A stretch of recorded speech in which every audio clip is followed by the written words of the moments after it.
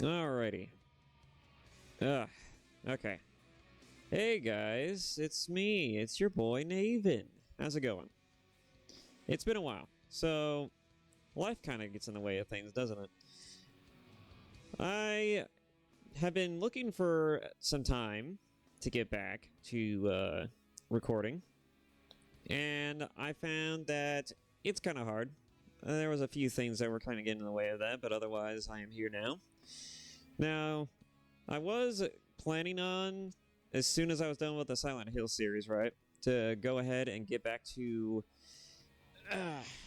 Warhammer 40k stuff, such as, well, specifically, I was looking forward to going back to playing the CRPG that was, you know, the Rogue Trader.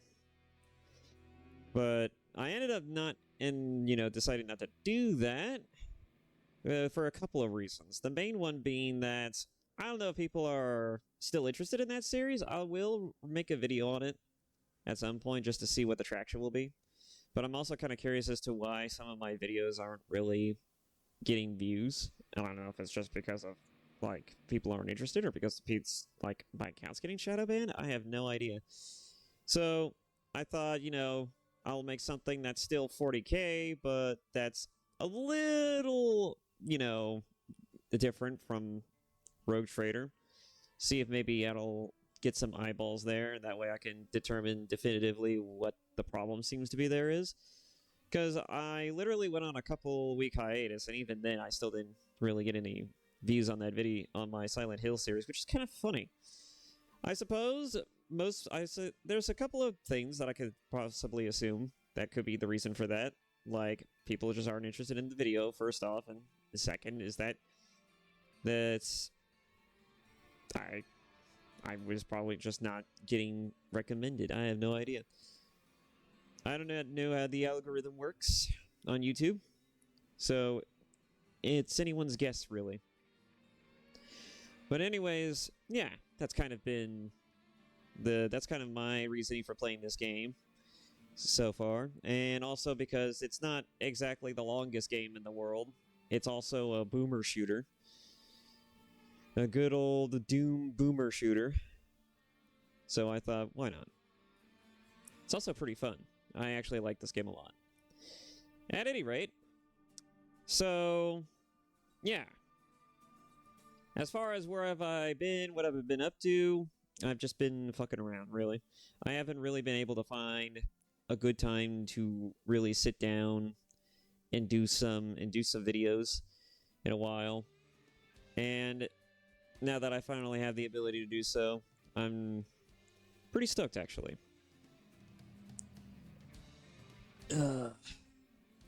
As you can imagine, the reason is obvious why I probably took forever to get back. When you work retail during holiday season. But even then, it doesn't matter. Excuses don't matter, do they? You're all just here for one thing, and that's the content.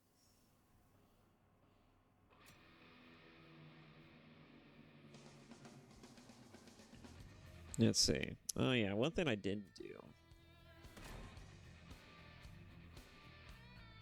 Key bindings.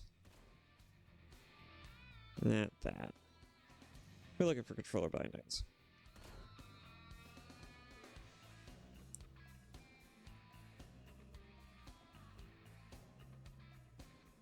Hang on. Maybe if I do it this way. Alright, there we are. I use the Steam gamepad settings to adjust so I can use my back buttons. I kind of knew that it probably wouldn't have those saved on this particular account. Anyways. So, oh yeah, maybe I should talk about what this game is first. Okay, so Boltgun is a game about... It's basically a doomer shooter, right? And it's essentially a game about a guy named Malum Kaido.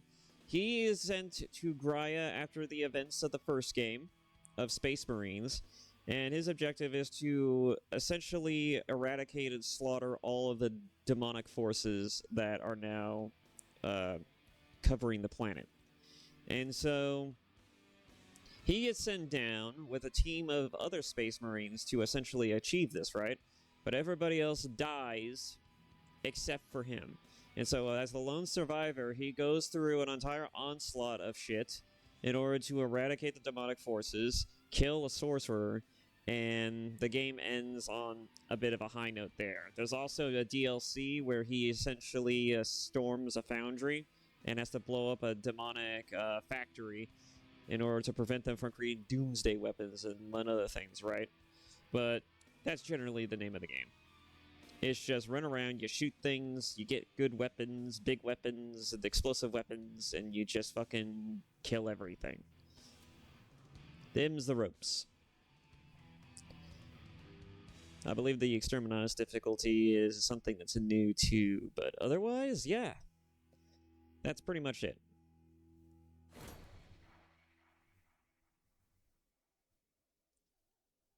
Game does also have a story, as we will soon see. Nothing, once touched by the hand of chaos, remains untainted. You are under the dominion of the Ordo Malleus to assist my investigations into a world that has already felt that fell influence. Graia has been under the close watch of the Inquisition since the Grim Skull War. The Forge world remains largely secure, but we have picked up concerning energy readings in the surrounding system. I have my suspicions, although we have not had sufficient time to pinpoint the origin of these foul energies. While most of the planet remains unaffected, it is my belief that rogue elements within the Adeptus Mechanicus may have been experimenting with a surviving fragment of Inquisitor Drogon's power source. Your mission is to assist me in locating a fragment of the power source. While I consider this threat extremely serious, your superiors have seen fit to second only a handful of you to my supervision.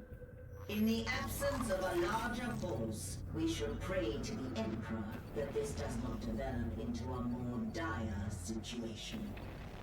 This servo skull will guide you. In Commodus here is one of the few sanctified and preserved from the purging of Drogon's heretical archives. Together, you will search sites where communication has become sporadic.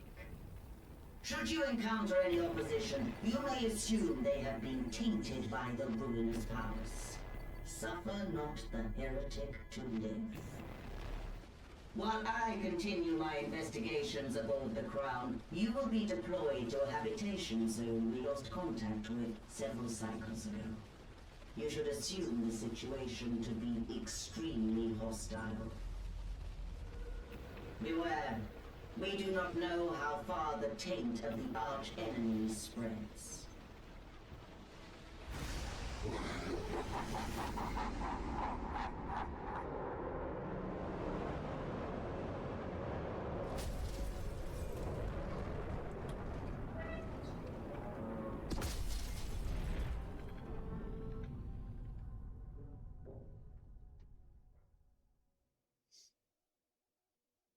And there you go. But yeah, it's basically the beginning of that.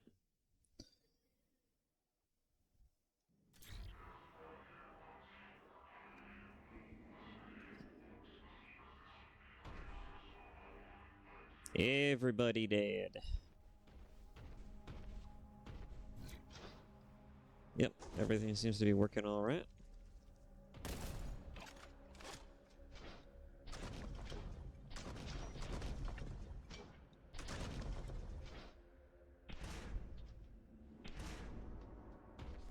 Yep, so we are the lone survivor on this ship.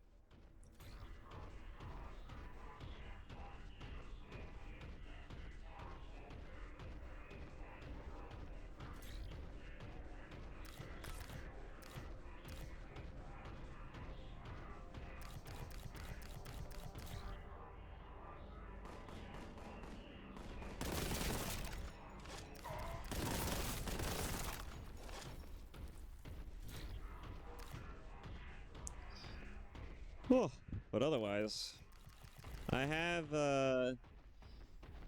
been trying to figure out what I'm gonna do next. I think that as much as I would like to get back to Rogue Trader, I do think that Rogue Trader is probably something that I need to, like, depending on how...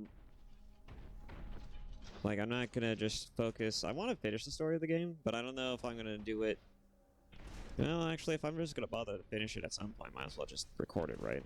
Even if it's just me focusing more on the game than really anything else. But...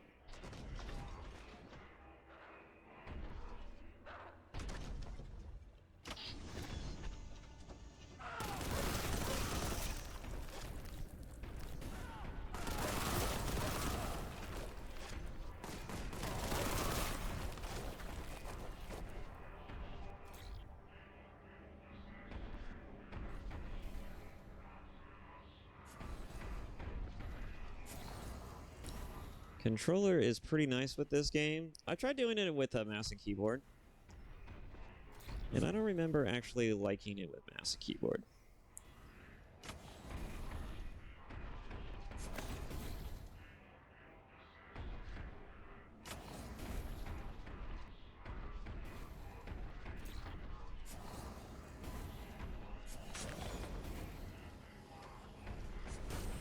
I wonder how they are going to explain a lot of the things you do in this game, lore-wise. Because if nobody knows the kind of things that Malin Kaido does in this game, this motherfucker fights enemies that require literal armies to deal with, and he survives them. And he's done it multiple times.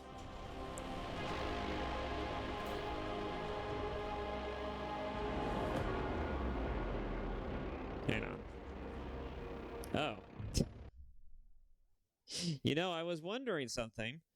I was like, hey, was I supposed to get this, the Boltgun early? It's like, oh no, for some reason the game has it set up where... Yeah, why is this on? Why is this on? That doesn't make any damn sense. What's next? Okay, never mind. Well, that's just a setting that's there now. Okay. So yeah, this is where you would get the bolt gun. They put a lot of emphasis on it.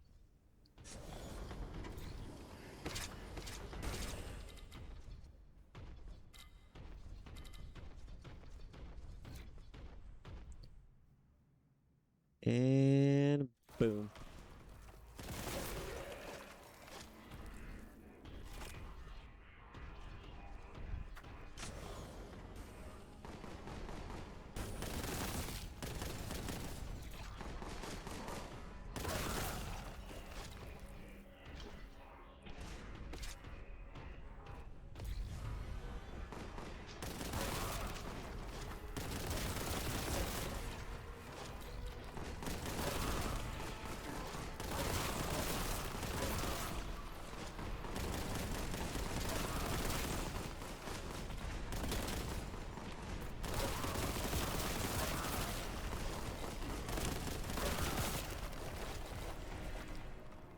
You gotta like those retro style pixel graphics.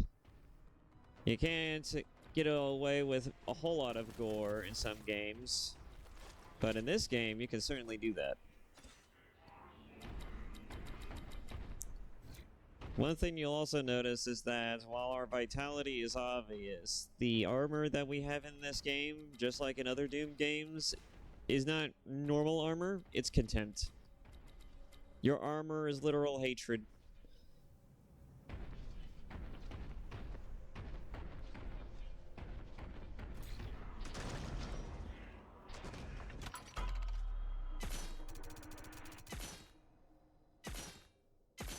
No, we missed one secret.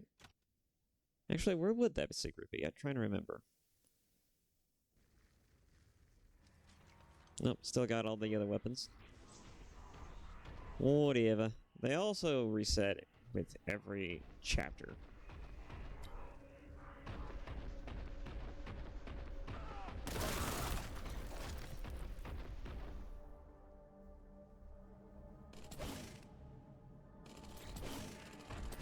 You do get to use a chainsword in this game, but one thing I will say is that the chainsword does not feel great to use. I mean, it's fun. It also has, it does kill enemies fairly fairly quickly and decently enough, but it's, I imagine on higher difficulties, it's more of a hindrance than it is a use. Plus, I also happen to think that the chainsword is kind of crap in the sense that it doesn't make you invulnerable while you're using the chainsword, and the enemy you're chainsawing to death still has the ability to attack you after you initially stun it by chainswording it, so...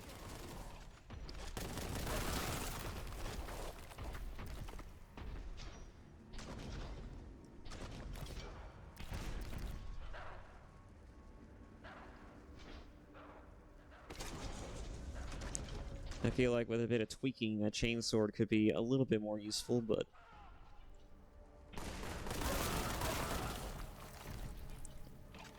There's also a charge ability. It's like a shoulder check. I don't use it very much either, but...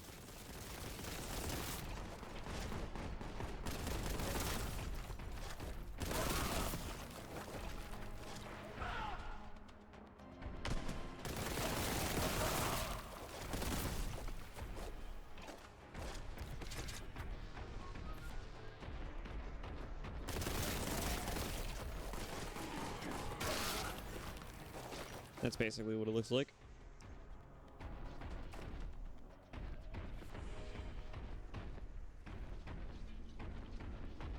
Chainswords are also kind of good at just destroying the bodies of enemies too sometimes. Which for this type of game, and given the enemies you face and what they can do, sometimes it's actually pretty optimal. Because sometimes leaving a corpse, not a good idea. Some enemies can just respawn from their dead corpses. You can also just shoot it, but...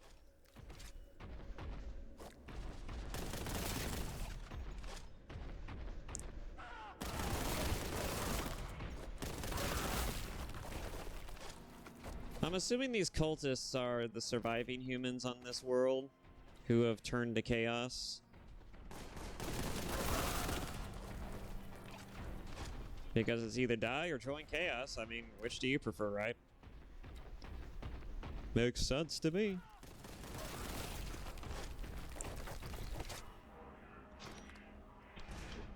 I've delved into a lot of the lore too, by the way. A lot of the lore.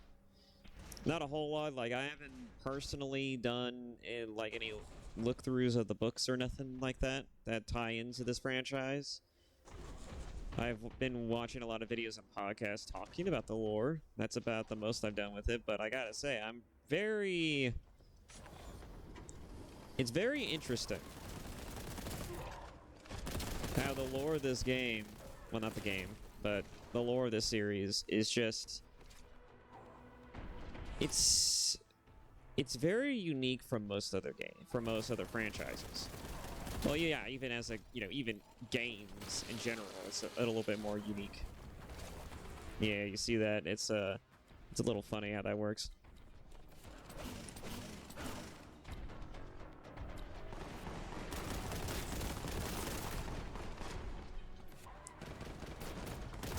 Oh, yeah, and here's a funny little detail that I didn't notice earlier, too, is that if you were to go into your... Let me see. Weapons... Is it help section? I think it's help section. If you were to go and you were to look into this right here, the strength versus toughness stuff, the funniest thing about this, and I didn't realize this until after I watched some videos on it, these are the things that tell you like how effective your weapons are against certain enemy types, which initially when I played this, I was just shooting things and I was just going by damage, right? But this game actually does tell you what is more effective. And so I looked in the help section and I'm like, oh, so this is how you determine it. But then when I actually did a little bit more digging, it actually turns out that this is actually the mechanics that they use for the tabletop. The strength versus toughness thing is something that's actually like based off tabletop stuff, and that's kind of funny. So every weapon has a strength stat, and every enemy has a toughness stat. And you want to use the weapon that's best suited for that particular toughness.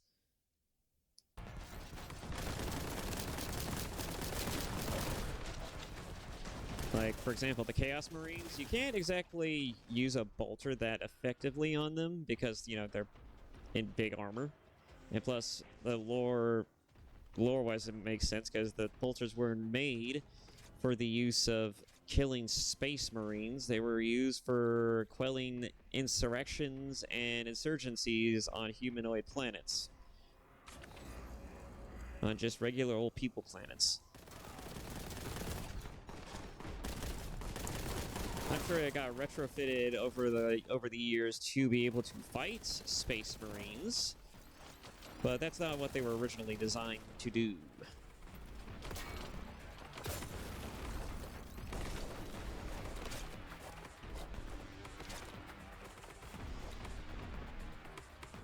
But you know what is effective is plasma guns. Plasma weapons will absolutely destroy a space marine.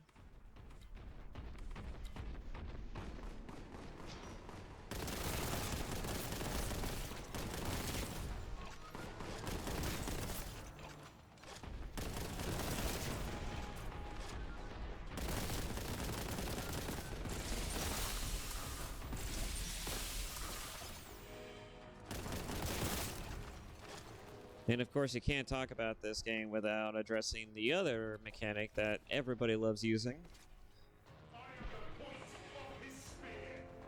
The taunting. Because who doesn't like taunting?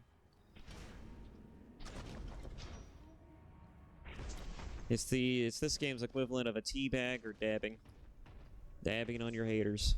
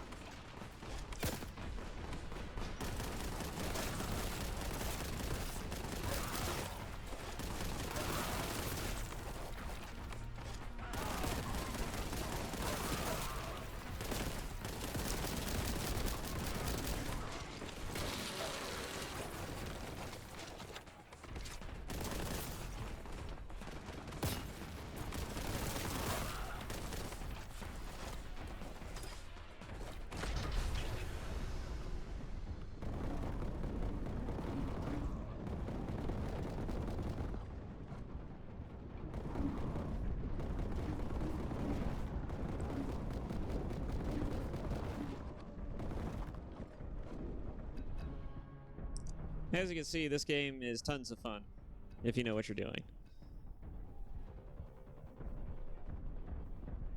And they do give you bonuses, upgrades, as well as gameplay breaking level abilities or pickups that you can find. You know, it's just your standard Doom affair, but, you know, with a caveat that it's in the context of a 40k Space Marine type of game. Only you're not playing Space Marines, you're just playing, you know, you're playing as a Space Marine.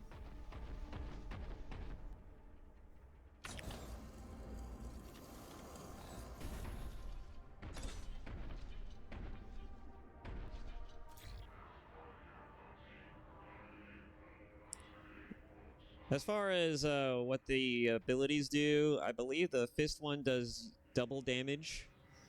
It does a damage boost. This one, actually, I think it does a melee boost in particular. I know what this one does, but what does that one do? Increases your damage and reduces income. Okay, so yeah, it does exactly what I said. This one upgrades one of your weapons. So if you wanted to upgrade one of your weapons to do better damage or to have a strength increase for killing things more effectively, this is what you will want to pick up. There's only one of these in every mission, and if you have a favorite weapon and you like to use it to slaughter everything, you might want to have it equipped so that way it gets that upgrade. But since we're running with the bolt gun so far, and there's more ammo for the bolt gun than anything else, I'm going with the bolt gun. Now it has a strength stat of 5. And I believe it has extended mag. Yes, it does.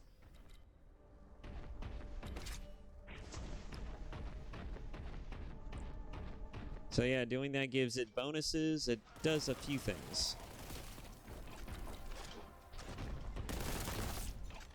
But yeah, if you're someone who's not into strategy games like myself, and you're someone who wants to play, you know, more 40k level stuff, and, you know, you just want, you know, you're looking for games to do that, or just something fun to play, you know, Space Marines, this game, you know, Rogue Trader, there is a lot of titles you can certainly work with. There isn't a whole lot of them in the sense that there's enough of the fucking strategy games to last you fucking forever, but, you know, there are some games for people who don't quite like the strategy aspect of, you know, 40k games in particular.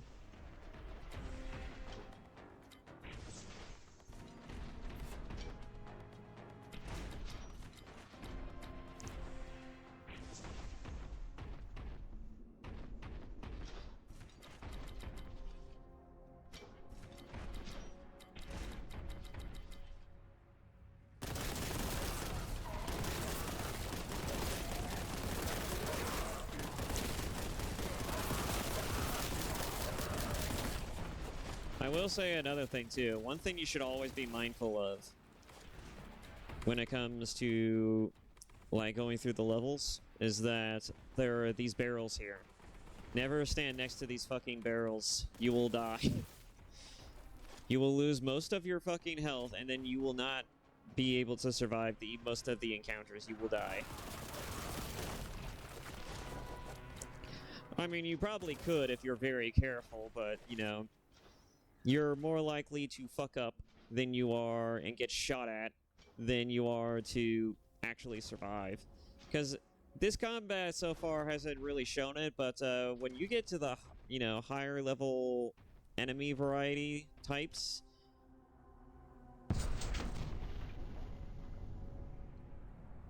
fascinating. When you get to the further areas and you get the literal onslaughts of hordes that are wanting to destroy you, you know, your ability to dodge most attacks effectively becomes not just a challenge, it becomes damn near impossible. It's why the damage scaling for Kaido himself is so, like, minuscule, because you're more likely to get hit 90% of the time than you are to avoid the damage. There's our first demon encounter. There's some plague toads, beasts of Nurgle, essentially. Creatures of Nurgle. Good old Nurgle.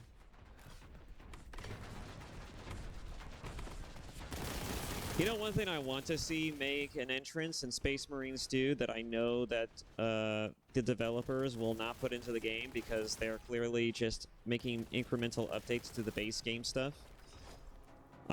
If they were going to introduce a new faction, yeah, people want to see a new faction get thrown in there, right? Like the Necrons or whatever. But you know what I want to see come back? I want to see the Orcs come back. Playing through Space Marines 2, those Orcs are sorely missed, man. I miss hearing them scream Space Marine at the top of their lungs.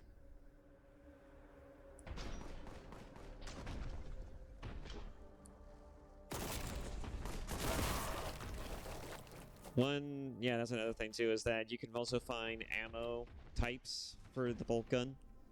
Even for other guns too, like the rocket launcher, as the, you know, this is something you don't get from the base game, it's something that comes with the DLC. The rocket launcher, why does this have ammo?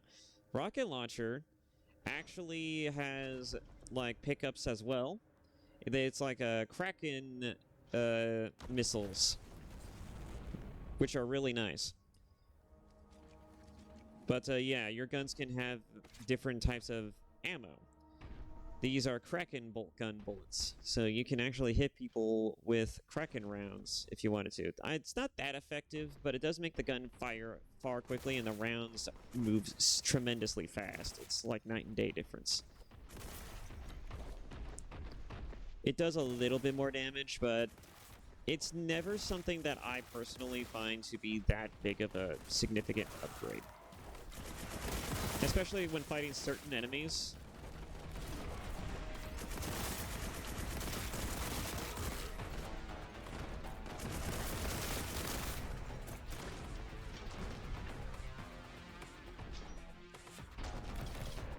One thing you should also know is that, you know, types of health-related pickups are determined by what it is you're fighting. So if you're fighting, say, Chaos, Space Marines, or you're fighting humanoid enemies, they'll all drop Vitality. But if you're fighting demons, they will drop Contempt. And that's probably because Kaido, just like the Doomslayer, has a massive hate boner for anything demonic. So there you go. Massive hate boner.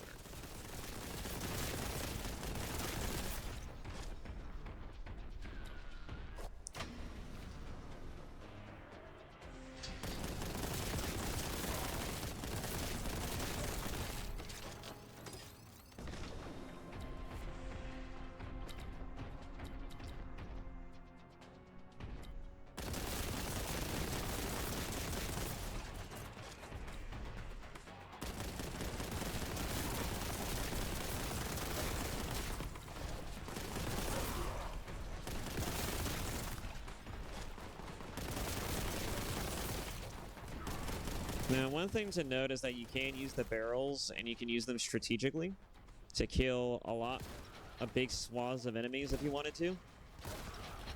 And as you can see, this is the shotgun. But I specifically don't do that a lot of the time because I just, I don't, there's usually never that much. There's not usually that many barrels around in places where shooting them would be optimal. And then even when I try to, because of the way the aim assist is in this game, you tend to focus, the cursor tends to get automatically moved in and around the enemy. And so your ability to aim at the barrel, it kind of differs. Which I would rather be aiming at the enemy than aiming at anything else, right? To be honest. When you have the full arsenal, you can get away with just not using the environment to kill enemies, and you can just focus on just straight up murdering things. I don't know how many secrets I found. That's not too bad.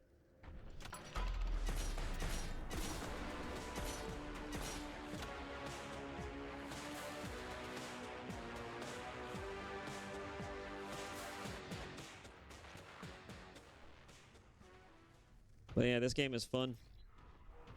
I play it sometimes on my downtime. I do find this and a few other games to be really great. I would not mind, you know what, I think I might just do that, right? I think I might just play one of the best games, one of my favorite games of all time on the channel. But I've been wanting to savor that because I don't know if I want to do that, and I don't know what I could possibly add that the game itself just won't show, right?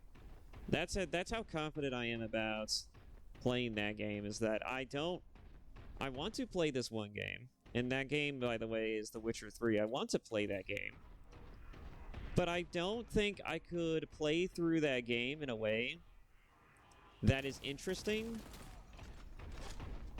or commands any length of...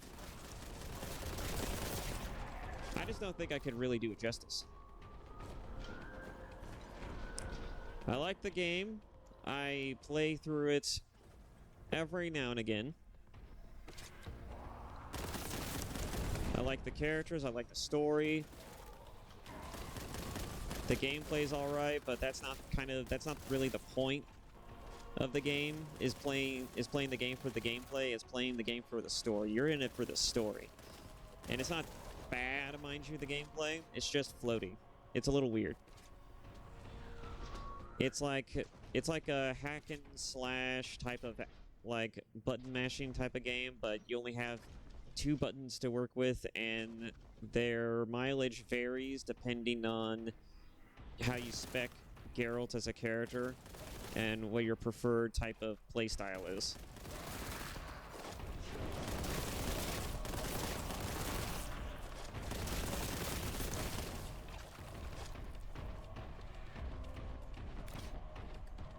No. Maybe I will play it.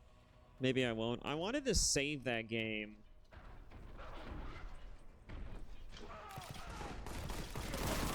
On it for like almost like a special occasion almost. Like the more like when I got, like when I get used to doing this type of making contents, making videos and all that good stuff, then I might be more inclined to do it, right? But I don't know. There's games that I would not mind really, making playthroughs of, but there's also games that I would rather, but there's a lot of them that I just don't think would make for good content, right? But I suppose that just, puts more onus on myself to make better content, right? To be a better person when it comes to the content creation. I should be more entertaining. I don't know. I do not know how to be more fucking entertaining. Other than maybe swearing like a goddamn sailor. And then maybe getting frustrated at certain games. Or whatnot. I don't know. It's, I don't really have any type of faith in myself to be able to do that. I believe the laurels give you an invincibility bonus. Normally when I pick up things, I usually just go based off of what I remember of them. Visions of the Emperor bolster your contempt. Receive a huge contempt boost. Oh, okay. 300. Yeah, that makes sense.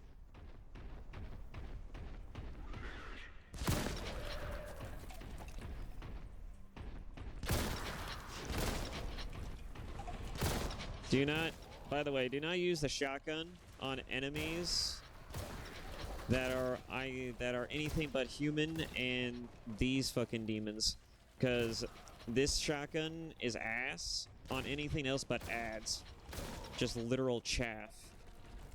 The garbage enemies. The fodder. Do not use it on anyone else.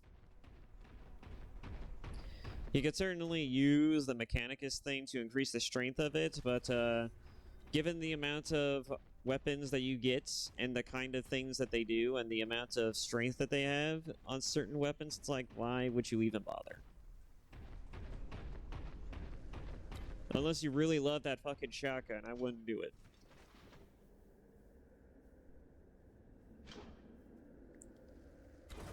Oh yeah, one thing that I love about the update that they added that wasn't here in the game originally, I don't think, is that they actually bothered to add a navigational assist.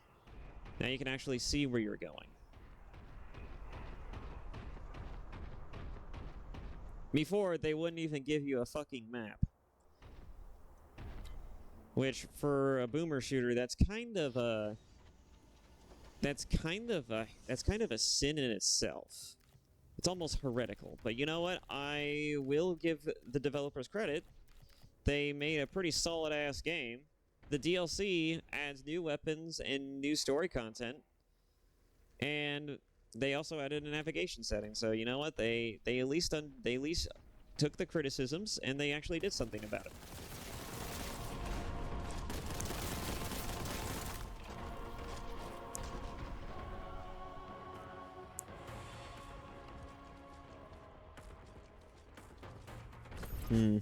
Anyways. I also don't know how much time I'm going to have to do this, by the way, to make videos. Like, I'm making this video, right? But it's like, I have other things that are going on in life right now that I don't know if I'm always going to have the time to make videos, right?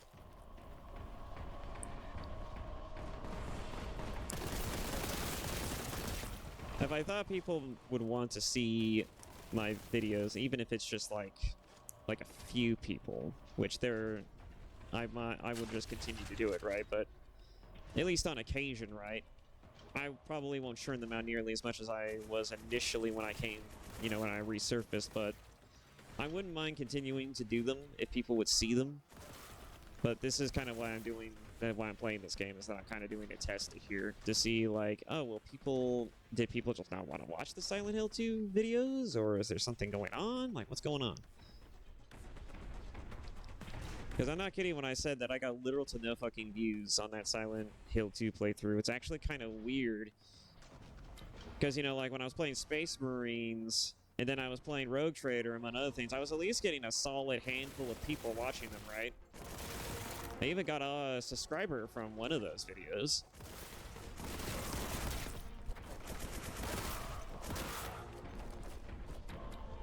But then when I started playing Silent Hill 2, it's just like, nope. You're not going to receive shit. No one's going to watch your shit. It's like, that doesn't make any sense. That's a little weird.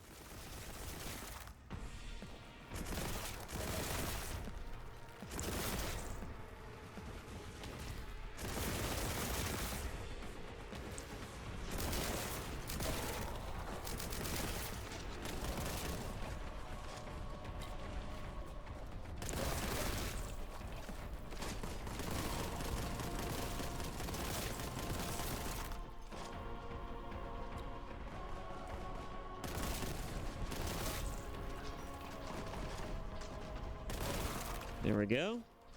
Also, if anybody has any recommendations on what I should play, or if you guys just like the idea and would be down for me playing The Witcher 3, since it's one of my favorite games. It's just one of my beloved games of all time. You know, feel free to mention it in the comments. I mean, I do often say in my other videos, just like, oh yeah, add a like or whatever if you want me to do other things, and it's like, yeah, that's kind of hard to keep track now because I get more views and I get likes on some of those videos that I make now, and I don't know if it's gonna still continue to track that way, but you know, like me, because I end up saying that a little bit more often now, so me keeping track of it is kind of, and and all the videos kind of blur together, right? So me keeping track of it all is just kind of a headache. So yeah, feel free to just, like, leave down in the comments of this video. Since no one really comments on my videos, you know, you're gonna stand out easily if you just want me to try playing a different game. Or if there's any games you would recommend that I play. Because I don't mind it. It could be a game that I've already played, it could be a game that I haven't played. And I have quite the library to work with. I've played so many games as someone who's been playing games for a long time, so...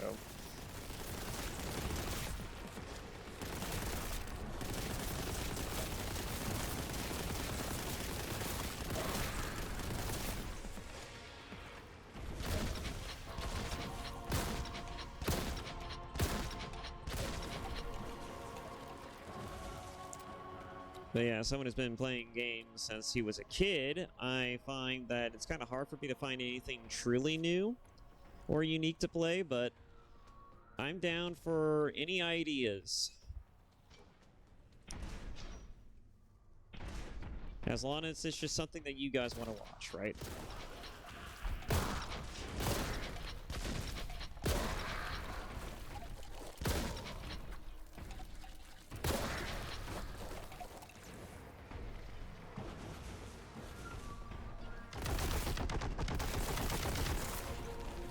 I love me the heavy bolter.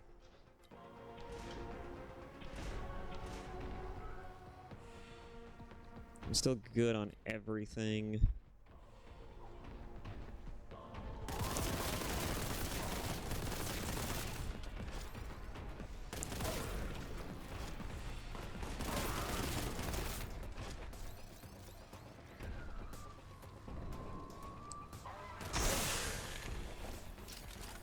I love meltas in this game. Meltas are always good, but they're usually good for killing ads. But these things are good at just destroying anything in armor. Like Space Marines. And then they recently added the multi-melta with the DLC. So that's even better. This thing has a strength of 7. God, that's so good. They also added new enemy variety types into this game too, such as the Hellbrute.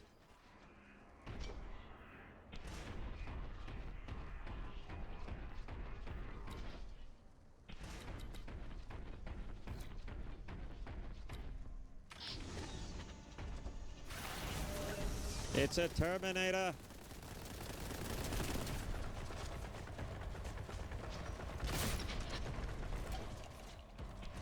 Not the Terminator. This ain't Space Hulk.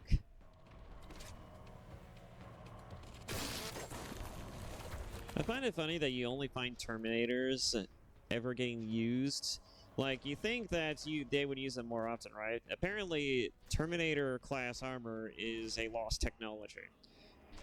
And because they're so absolutely against about wanting to continuously update and integrate their weapons in any meaningful fashion, you know, they just continue to, you know, recollect and then fix, jury rig all of the old shit, right?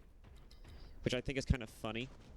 And so anytime a Terminator armor is used, they have to essentially go on a recovery quest to get the armor back if the person who wears it dies, falls in battle.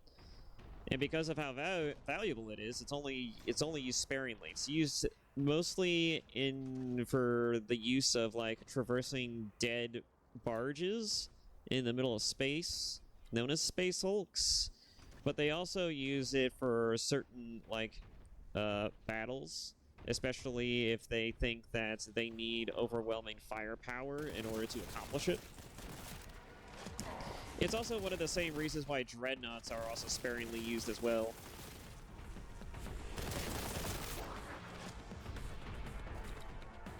Despite how badass a dreadnought actually is. I like how that chapter master of the Space Wolves is just the dreadnought. He's just a dreadnought who talks like a literal boomer, like an actual old man. Who's just so over this shit, and he only gets reawakened to basically sort out the stupid shit that goes on between the Space Wolves and any problems they're encountering. With the funnier story being that, you know, like, he literally got reawakened so that way they can help solve a problem with an Inquisitor who kept hounding them.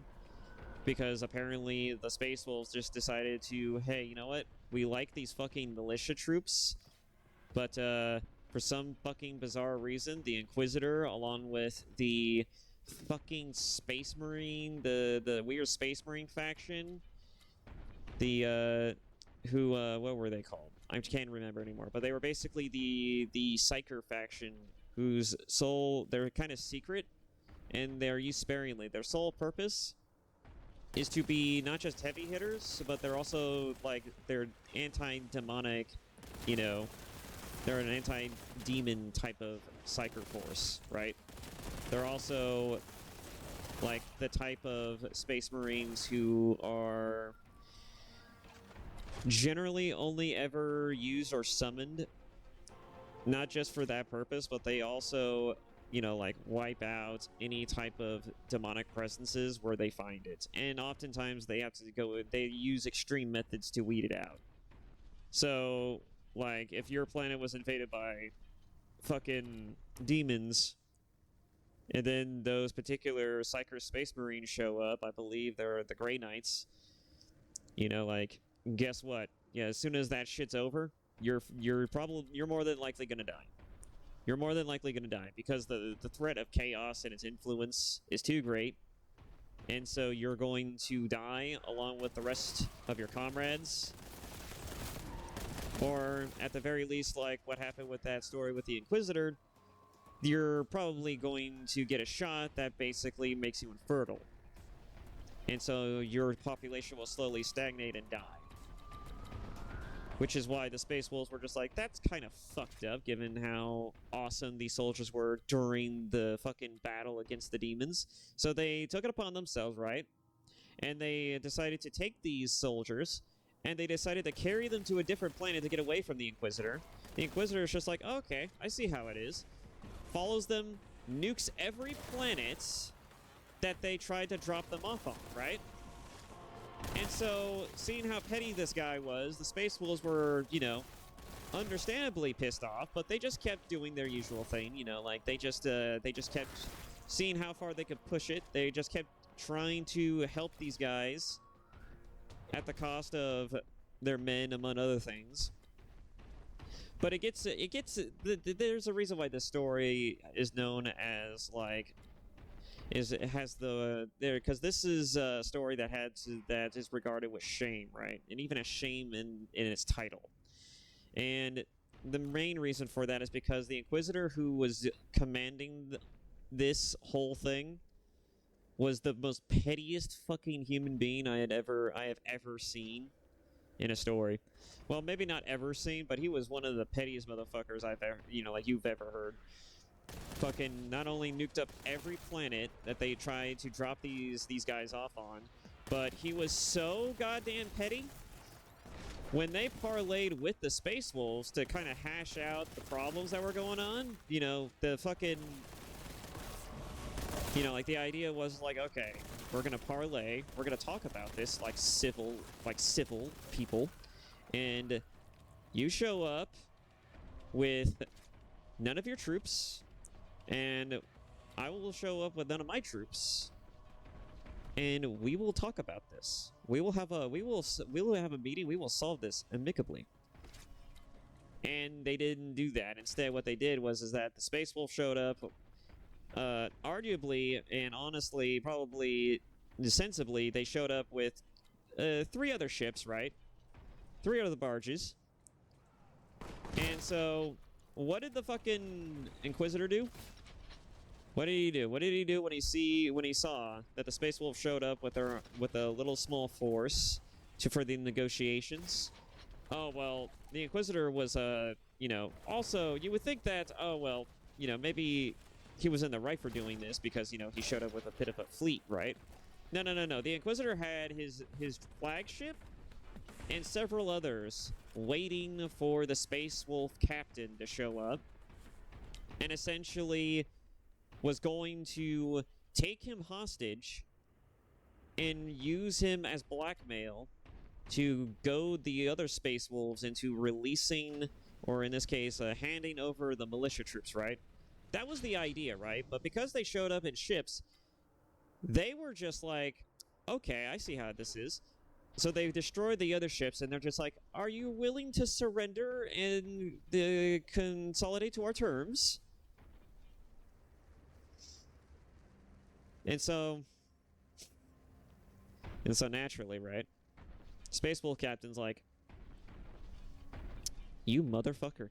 And so he literally ports to his ship, walks into the bridge, or the meeting place, finds the person, one of the people responsible, which is I believe it was the chapter master or the captain to the Grey Knight chapter. And he's just like, who's the guy who authorized that? And one of them was just, and the guy who was the captain of the Grey Knights was just like, he was just like, I unfortunately, or should I say, or regrettably, had okayed that assault. And then the fucking Space Wolf captain immediately tears his head off, just decapitates the shit out of him, and then he fucking fights his way off the ship, and it just dips the fuck out. And it's like, I probably would do that too if I had to deal with these petty-ass motherfuckers. And mind you, the Grey Knights are only here for the ride. They didn't actually want to be here. And over time, as the situation continued to escalate and devolve, the Grey Knights were consistently just being like, this is not how I thought I would be spending most of my time as a fucking Grey Knight, right? Because, we just lost our captain. We're also losing more Grey Knights as a result of the fact that, after we had dealt with that conflict where those militia troops were, being sieged at, after we had solved that whole demon situation, we were already low on numbers. And now, having this weird little stint with the Space Wolves, it's kind of not helping that. And so they're just kind of in a position where they're just like, I'm so done with this shit. I just want to move on. But the fucking Inquisitor is just such a piece of shit that he continues to be the pettiest human being on the planet. And it's just like, you will bend the knee, you ungrateful swine. You stupid Space Wolf, Space Marine faction looking ass assholes. Just like, no, just calm yourself. Just get the fuck out of here. What do you think this is?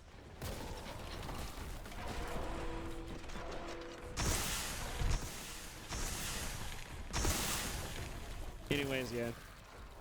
Enough about me regurgitating lore to you guys. I just think that it's so funny how the lore of this franchise kind of, like, it has, like, depending on who's writing the stories, it varies in not just quality, but also in it varies in terms of, like, what would be expected, right? Because, again, we have multiple different stories and genres in this setting. We even have a fucking cyberpunk setting. A cyberpunk story in this setting. That's kind of fucking weird to think about, right? But, and I have not read that. But there's also, like, an assassination story that's basically, like, a thing between, like, something from Mission Impossible to something else, right? I would love to get into delving into some of the, like, actual, like, stories of lore myself. I just don't have the time to ever do that because I have a job, and I also have my free time being chalked up between doing this and also some other things that I have going on in the background.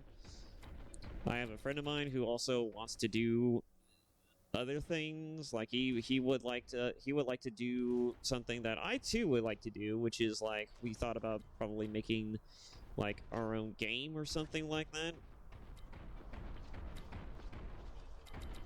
And we thought that would be cool. And we were even considering going to taking online courses to learn how to do programming, because it's going to be necessary for a lot of the finer details. But otherwise, it's life is just kind of it's just fluctuating. I mean, my life has always been fluctuating, to be honest. Ever since COVID, my life has always been in a state of flux.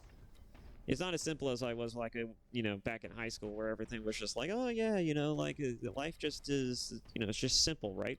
It's just simple.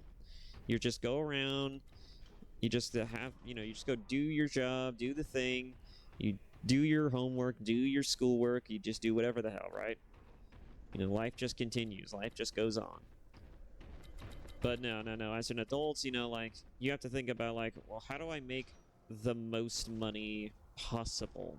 How do I find a stable job? How do I obtain a stable living? And it's like, I have neither the idea or even the basic assertion as to how I'm gonna fucking do that.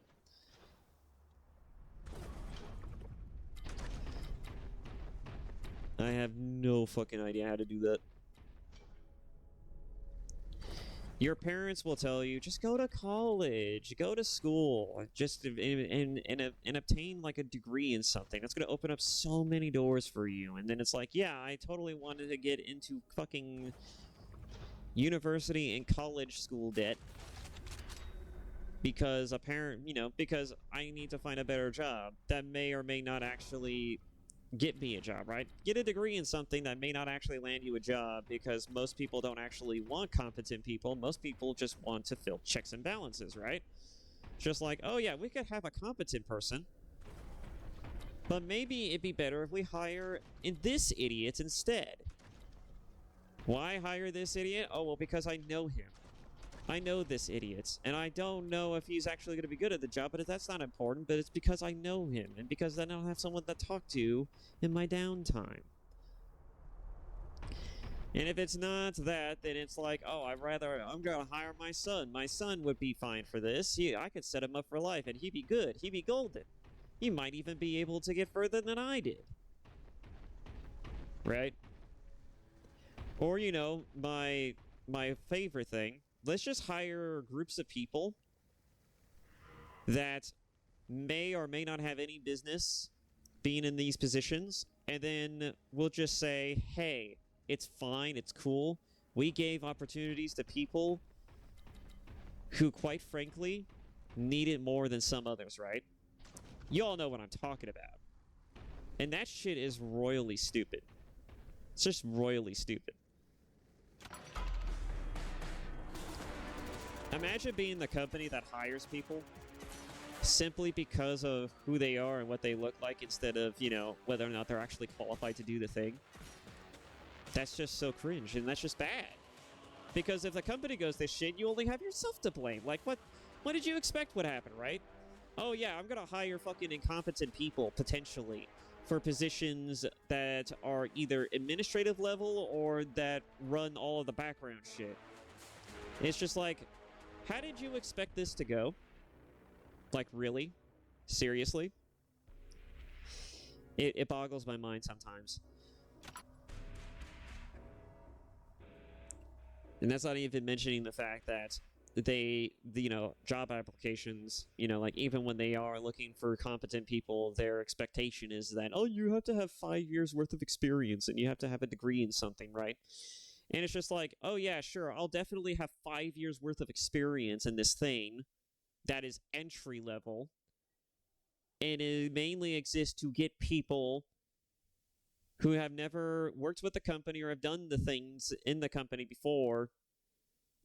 And so it would make sense that your first entry into the job would be something that helps you understand the fundamentals of what this company is, what you're doing, and also how everything in this company works, right? Right? No, you have to have 5 years worth of experience. It's like, fuck off. Anyways, now I'm just complaining about life. But that's kind of the ropes. Them's the ropes in when it comes to my videos, right? Is that I will rant about anything. You give me a topic and I will take a mile. I will take a mile harder than EA ever did with any license or property they have ever had. And then I'll fucking burn it to the ground with Nickelback playing in the background, along with the studio that created it. Because that is just the EA way.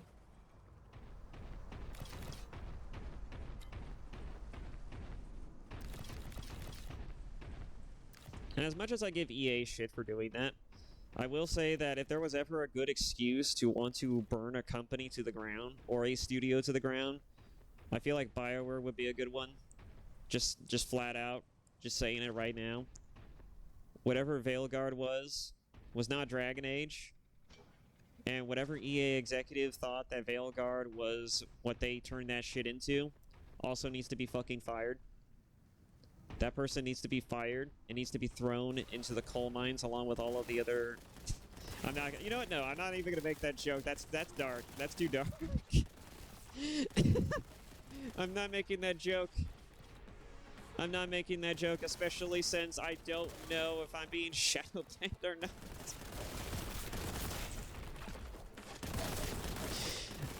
Oh, God. I so wanted to make that joke. But I'm not going to.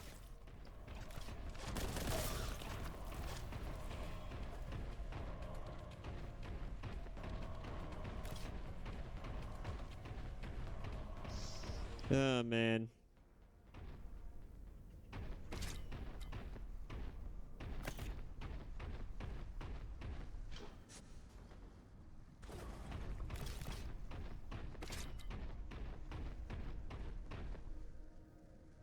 You know what I ought to consider doing too at some point is maybe also doing collaborations. Like, I don't necessarily think that... I don't know how my mileage would vary as a content creator if I did collabs, but I would not mind collabing with people, if for no other reason than just to help people get through certain games, because I played a shit ton of games, right? I'm not bad at playing video games. At least I don't feel like I am. I feel like I'm kind of... I feel like I kind of vary when it comes to certain games, but I feel like I'm at least decent enough to get you through it, right? So if I were to collab with anyone, it'd be for that purpose. Maybe not to be the best conversationalist, but just to be the guy who gets you through the door, who gets you a little further ahead. You know, keeps the shit going.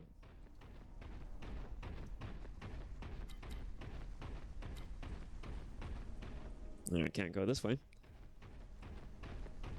Anyways, yeah. Anyways, I'll go through the door now.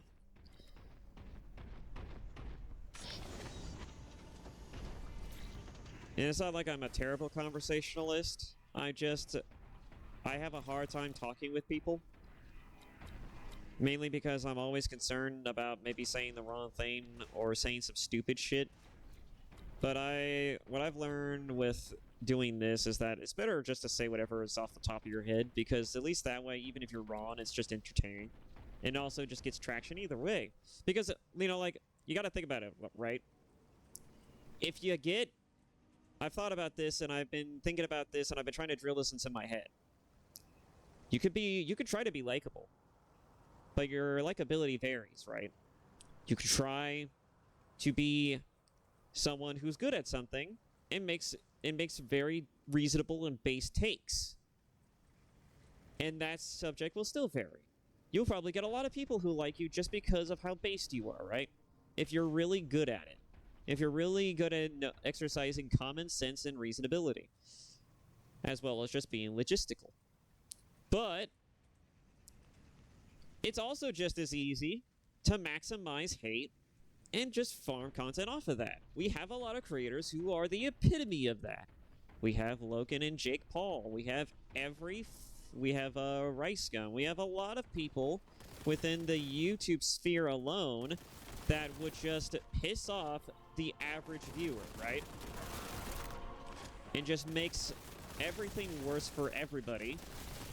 But they still get views. They get a shit ton of views. They get a metric truckload, a fuck ton of views. And so you can't really say that, you know, hate content is not something that isn't liable to success. In fact, it's probably guaranteed. If you just wanted to make content that just pisses people off, I mean, just look at the most recent example, Johnny Somali. He gets a lot of views just because he's just a little shit. He gets so many views just because, on TikTok, just because he's a piece of shit with a fucking camera on his phone. I mean, imagine. Just imagine, right? Just imagine. You could theoretically get views very easily if you know what you're doing, how to say it, where to say it. You know, like, it's unbelievable. And mind you, I don't want to make a channel or content that's just hate farming. I want to make a channel and content that I like to do, that I like to enjoy, that I enjoy doing, right? And playing video games and shooting the shit is just one of them. But, you know, like, there's some people out here who just honestly are fucking disgusting. And I'm glossing over a lot of aspects about certain content creators that I don't even know if needs mentioning, right? Either way, you know, like, there's a lot of things you can do as a content creator. And I'm just kind of trying to figure out, like, does it matter truly if I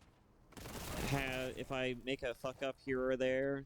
Does it really matter?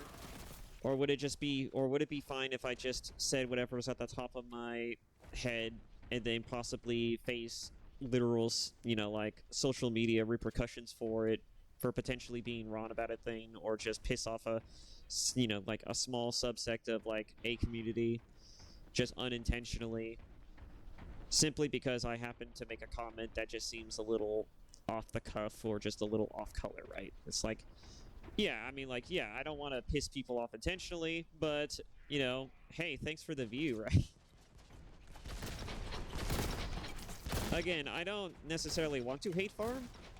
I don't like hate farming as a concept. I also just don't like... Again, I don't like pissing people off. But, you know, if I'm going to piss people off either way, you know, I'd rather at least have fun while doing it.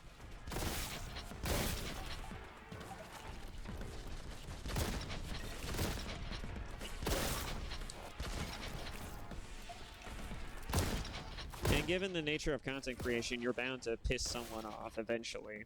Like, especially when it comes to, like, if you're talking about, like, specific things, like, oh, like, the fucking 40k lore, among other things. Like, I was talking about that story earlier, but I guarantee you that a lore enthusiast might just fucking say in the comments that, actually, that's not how that actually went. You know, you should probably read the book of where this thing came from before you start talking about things you don't understand. And it's like, I don't fucking care, man. I don't fucking care. You think I care? You think anybody who listens cares? No, nobody cares. All right? Most people are not going to waste their day and time listening to a fucking book or reading the damn thing personally. They're going to either listen to a audiobook about the book, or they're going to do what I do, which is I listen to podcasts about it. And the only podcast that I've ever seen talk about 40K in a way that is at least digestible is the Adeptus Ridiculous podcast, and that's by Bricky. And a lot of people also say that Bricky's mileage on certain lore-related things kind of varies as well. So it's like, well, you're damned if you do, and you're damned if you don't. So you expect me to give a fuck why? See, this is why I also exercise another critical aspect about life, and about my life in particular, and that's that if you learn to just not give a shit, everything just makes sense, right? Everything just starts to fall into place, and everything just starts to make sense, right? If you learn to just not care, to just not give a shit about anything, you will find that not only are you happier for it, you're not only all the more happier for it, you'll find that people are going to who make these mistakes are just going to continue to make these mistakes either way. You can let them know that, hey, this is actually a really, like, especially if it's like a really bad thing, you can just be like, hey, hang on, this is actually not the best way to do this. This is not actually how this happened. This is not the correct thing to say. Or this is not how this whole thing went down. This is actually how it went down. You know, you could just politely, you know, tell people, hey, you know, this is that I'm not trying to be an asshole. I'm not trying to backseat, but this is not how you do this. And that'll be totally fine. You know, just be like, hey, popping in here and just letting you know. No, you know, just letting you know. Not trying to backseat, not trying to tell you how to run your fucking life, but here's how to do this. Here's how this actually happened. This is the actual story here, especially if it's something as specific. Like, it's one thing if you're game backseating, right? Because nobody likes game backseaters. You're gonna have a hard time trying to politely tell people how to play a game, even if you're trying to be as nice as possible about it. But when it comes to things like lore or story details, it's like, you know, because of how flexible that subject matter can be, especially within the given subject of the conversation, especially if we're talking about video game wise, because if you know, like, again, if your streamer is focused on playing the game, he's not going to be all that focused about the fucking story. And so you can absolutely lecture a streamer about the strange sort of like dichotomy and philosophical natures of some of your favorite franchises, and be able to feasibly get away with that with surprising level of mileage and degree. You might not be able to get past that with some chat people, but you will be able to get through it with the streamer, because the streamer isn't going to care that deeply about the story at the current moment or the lore, because they're going to be more focused on playing.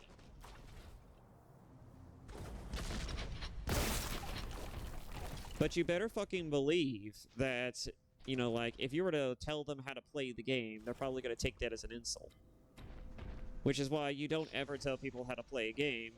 You just let them, you know, fuck around and find out. And then if they continue to fuck up, then that's like say, like, the third or fourth time they fuck up, that's a good point to be like, hey, don't forget to do this. Hey, don't forget to do that. And then you also have this option to do this. There's this ability over here. You could also pick up this thing that also helps you get through the encounter. You know, like, and just be, you know, fucking polite about it. You know, don't be like, hey, fuckface, that's not how you play the game.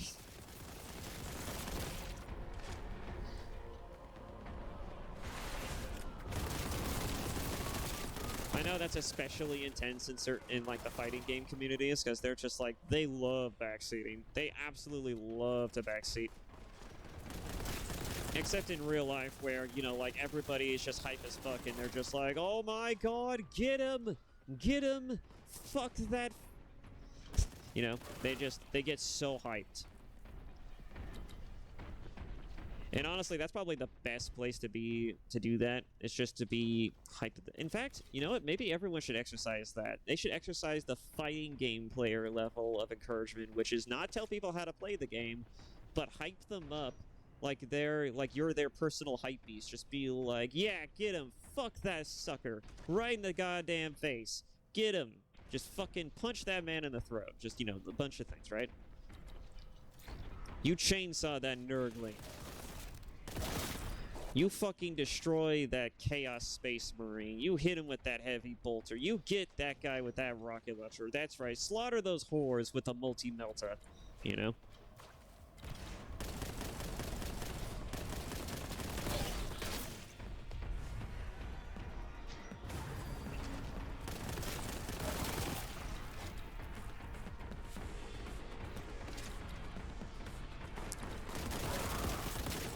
I also don't know what it is, but I also notice that whenever I'm recording, I tend to focus a lot more than when I'm not. Like, when I'm playing a game just by myself, I tend to not focus very much, but, you know, like, on trying to be good at the game. But I always end up focusing at some point when I'm actually recording, which is funny. I mean, like I said before, when I first came back from my almost year-long hiatus, was that, you know, I just want to play games to have fun, right? But sometimes when I'm recording, and even now still to this day, despite the fact that I try to break this habit a little bit, is that I still try to be good. I still try to play better than on average, right? And that's mainly due to the fact that, you know, I don't want to get stuck in one area for too long, but at the same time, it's like, I feel like it's a personal challenge on myself to be good for the camera. Maybe that's what I don't, and that's not even intentional. I think that's just psychological. Like, when you know that there's possibly going to be people going to be watching something, you just immediately, you start to play harder and you play better, or you try to play better as a result.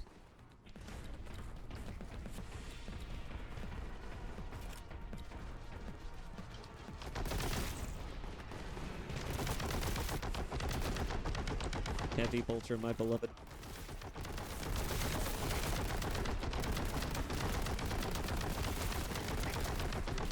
I've tried making reaction videos too, and I've noticed that not a whole lot of people really like that kind of content. I think I've made 2 of them so far, right? I made 2 of them so far. Now, then again, I don't think my complaints about the Veilguard shit was really a reactionary video as much as it was like a bitch and rant video. And I guess I'll have to try it again with like with a different piece of media to see how that mileage will vary as well. But, you know, generally speaking, you know, I try to think of stuff that people would actually want to see, right?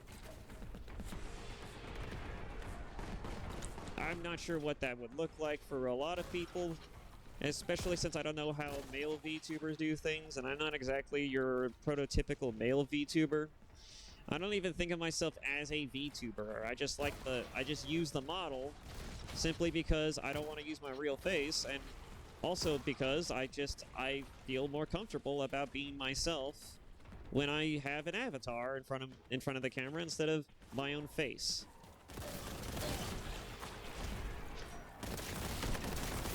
I also don't want my friends to know that I do this. I also, at one point, didn't want my family to know that I do this, but then they asked about it, and I'm just like, well, this is what I'm doing, and they're just like, oh, you're doing that, and it's just like, yeah, I'm doing that, and it's just like, oh, cool, send me some videos. You know, they're actually trying to be supportive about it. I'm like, okay. Rather fucking not, but okay. Sure, I'll send you some fucking videos. Please do not expect me to be at all good or better about my language, or somehow as cordial as I am in person. That was not the intention of this account, or me doing this.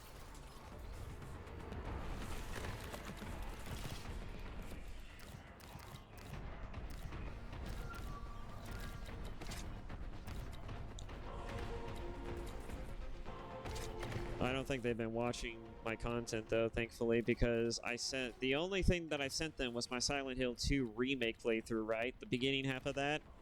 I haven't seen a single view from my Silent Hill remake videos, so I know for a fact they haven't seen it. Thank God that they were at least, they were at least pretending to be curious about it. And that may sound kind of fucked up on some level, but it's like, I would rather they didn't. I would rather they just didn't. I especially don't want to have conversations about it. It's just, it's a little embarrassing. I'm a little embarrassed about it. Not necessarily about content creation, but because of how I perform content creation-wise. And that just, it bothers me a little bit. It's one of the reasons why I don't want to tell my friends about it, because then they're probably going to be like, yo, dude, you should do this. Hey, dude, instead of talking about this, you should talk about these things. Maybe instead of doing this thing, you should do that. Maybe you should get new features for your videos. Like, maybe you should add, like, an intro card, or you should do these, or you should do this, you should do that, you should play this game. That'd probably be really cool to see someone play. I've seen streamers play this all the time, and it's always fucking entertaining. It's like, I don't need that shit. And, people do that often because they just want to help, but it's like, I don't want to tailor my experience to somebody else's. I just want to play my own shit and just want to have my own fun. Just fuck off. The best way to describe recording is that I want to try and make recording, I want to try making content creation me time, right? I want to incorporate me time as a form of, like, not only just as a form of, like, entertainment, but also as, like, if it's, if people like it enough, and I get enough support about it, I could probably turn this into a full-time thing, and people could probably just, like, they don't have to donate me money, they don't have to do shit, but if it ends up turning out that, hey, people really like what I do and they want to support me in some fashion, then who am I to tell them to fuck off? I mean, I don't like working fucking 8 to 9 hours a day doing retail. Who fucking does? And if people like what I do, why not get the bag?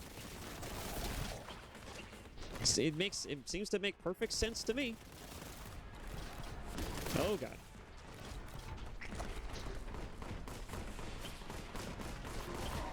Makes legitimate sense to... Oh boy, I am getting surrounded. I'm taking that. Let's switch this up.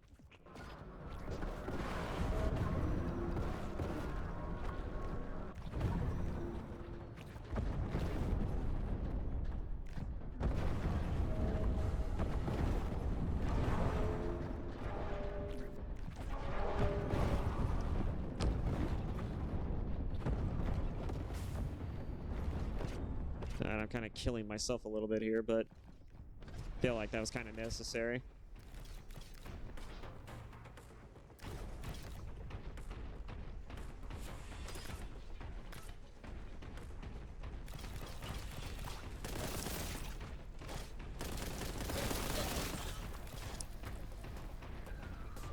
And I'm sure you've all figured it out, and I've probably mentioned this already, but I am playing on a controller. You can probably tell just by the button prompts too, but it's like, I find controller to be more useful for this game for some reason.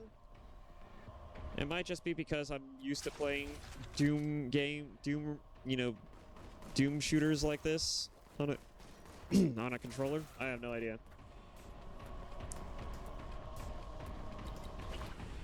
It also makes the awkwardness of having to weapon switch that less of a hassle. I would say that the biggest problem with any Doom shooter is the ability to switch to the weapons you need in the right situation. A controller just easily fixes this problem.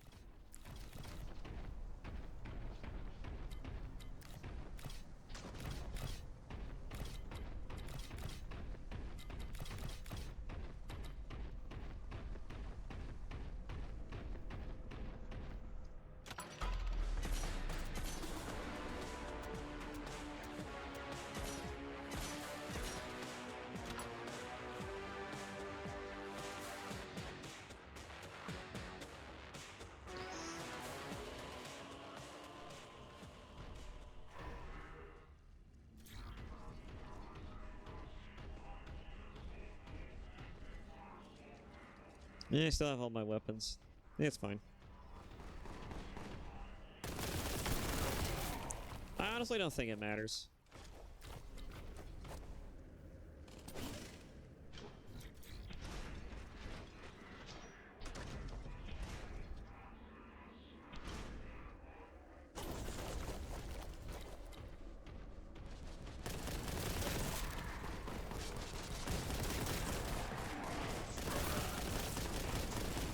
I am missing...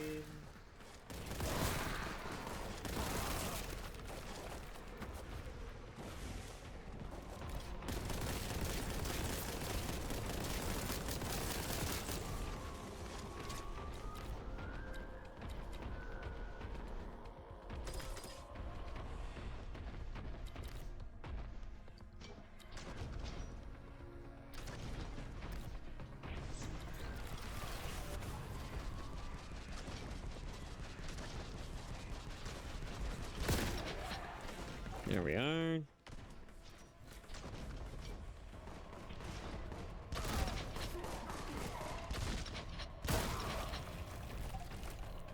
It's one of the reasons why I also mentioned that is because you will never be able to keep track of all the enemies. Never. Especially with this kind of art style, you know, like, the retro look is pretty novelty. It has a nice look to it. But, it makes keeping track of what's trying to kill you a little bit harder. Especially when they spawn in large waves, you're not going to be able to keep track of them all. And I'm not kidding too, it's like these fuckers literally spawn in places as inconveniently as humanly possible, because you'll try to run away 1 second and then you'll get shot in the back when you're finally trying to stand your ground and you think you're safe, but you're not. I've had that happen to me several times playing this game. Just like the amount of back shots. Insert fucking stupid ass joke here. Loot ass joke here. But yeah, no, you get a lot of just like sneaky, like just terrible fucking sneak attack shots, just like little jabs here and there. In this game, you literally have to minimize the cuts by 1,000 deaths to, in every sense of the word, to the degree, just by, you know, playing well.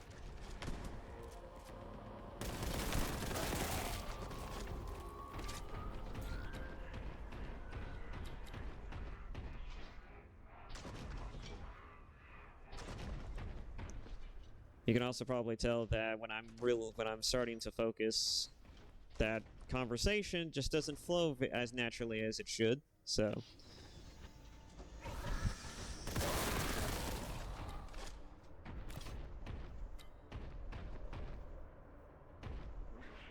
yeah, I think I'm good.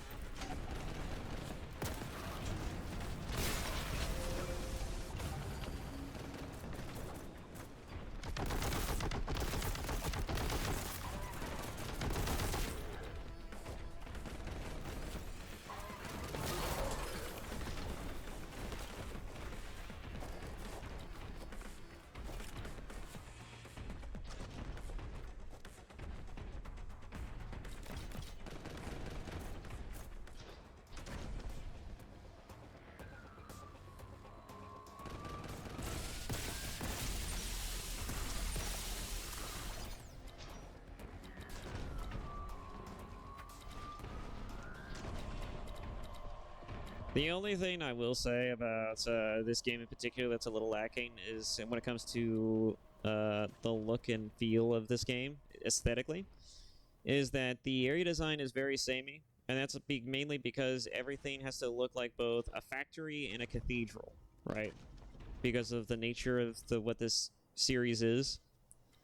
And so, of course, you know, environments are going to look kind of samey throughout. Just depending on the areas where you venture into, it's all going to look samey, but just in different shades of color and in just atmosphere, right? And also in what the area serves. Location matters as well, but you get the point. I feel like the area design, though, is pretty good, though. But it's understandable that some people might find that the level design is a little samey. But that's kind of the point.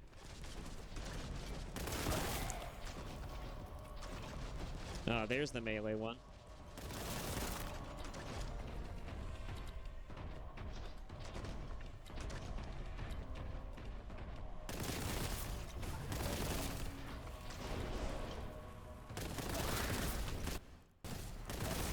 And I do not like it when it has to do that.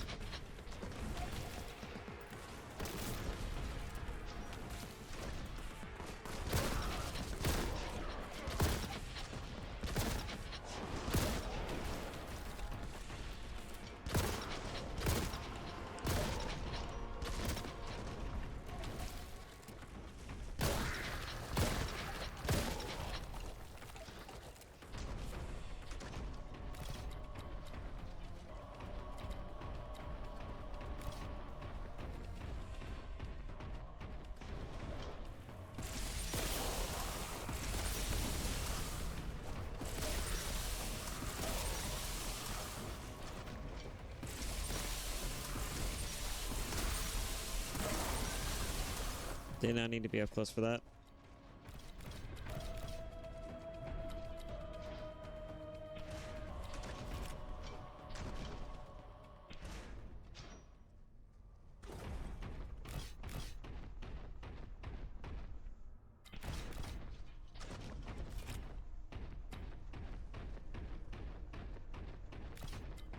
You know what would be really funny though? Is if in a future Space Marine game, if they ever decide to make a sequel, they introduce Malum Kaido as like a surprise cameo, and they do it in the most badass way possible. Like they treat this man like he's fucking Chuck Norris back in 2006, Chuck Norris or something like that, back when Chuck Norris facts and memes were on the rise. That shit would be funny. Not necessarily to the point to where it becomes ridiculous, although his character in general is ridiculous, but I feel like they could give him a similar level of gravitas, right? Just like, oh yeah, there's this guy who fought an entire horde of demons and then by himself and also slaughtered several unclean ones and changers of ways or some shit like that. And then just the absolute gravitas of it. And then give him, like, the most badass opening entry.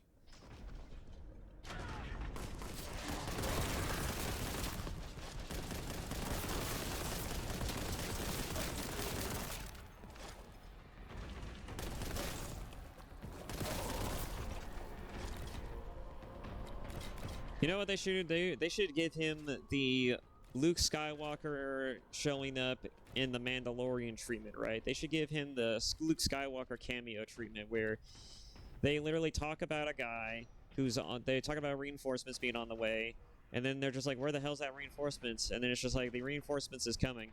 And it's just like, how many men are you sending? It's just like, just one guy, and it's like, it's all we can spare. And then he fucking shows up, drop pod inbound. You see it hit the ground, and then immediately after that, it's silence.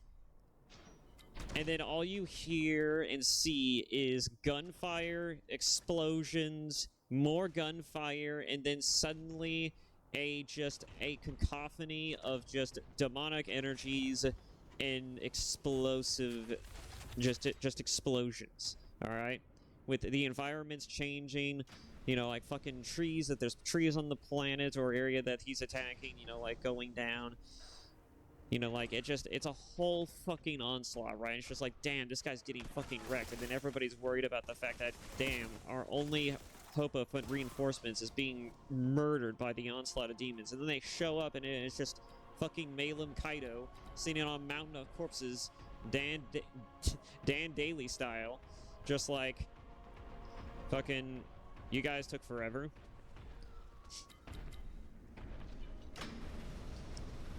Just like, how the hell did you survive? And it's just like, oh, I just survived by killing them.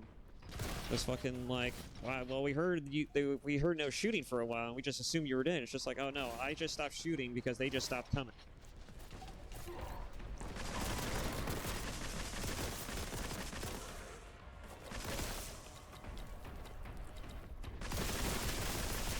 The fucking Chad that is Malum Kaido. That'd be a pretty epic way to introduce a cameo. Ooh, actually, better yet, because the star power in 40K is kind of lacking in the sense that there isn't any reasonably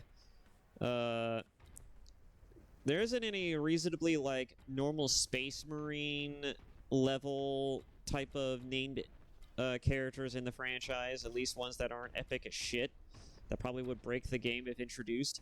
They could always just result, right, into, like, making Titus, now that he's a Primaris, into a character who is just really good at what he does, which he's proven time and time again that he's really good at what he does. But then they can introduce, like, Malum Kaido in Space Marine, in a new Space Marines game as, like, a sort of, like, cameo appearance. But maybe they could, if they wanted to, they could probably go further than that. They could probably make him not just a cameo appearance, they can make him a playable character. That'd be pretty dope. Or they could give him his own DLC where it's just you as Malum Kaido playing through the game in a Space Marine game style, basically going through wave after wave of enemies and just slaughtering the shit out of them. You get damage boosts, you get fucking crazy weapons, you're able to hold a little bit more than you're used to.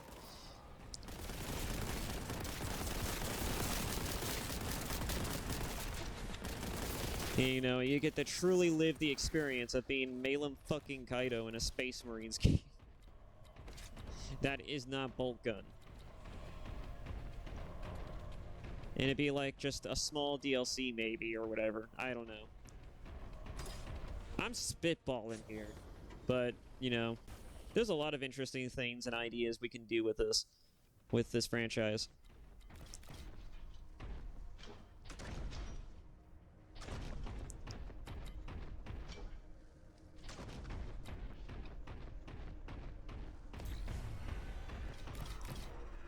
Ah, yes, Heavy Bolter.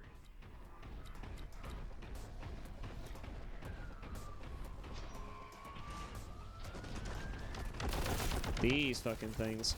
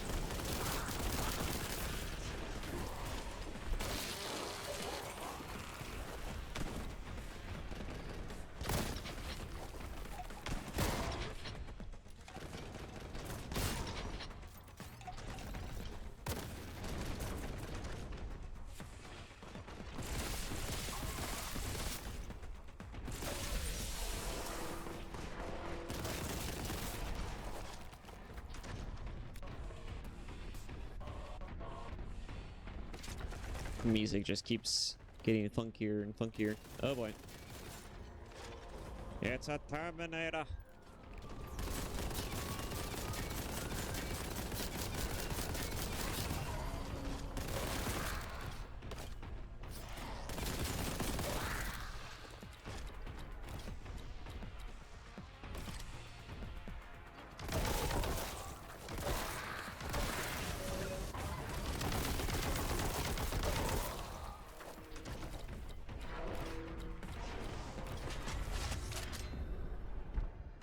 Oh, the slow motion one.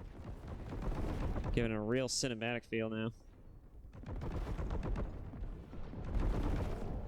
Oh no, this is the infinite ammo one. In that case, Heavy Hill Bolter is gonna get some mileage out of this.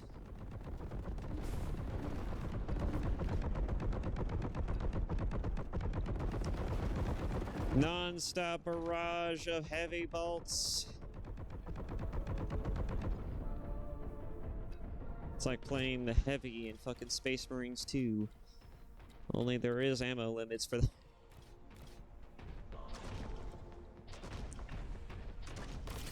It's the one thing I hate about the heavy in Space Marines 2 is that you never have enough ammo.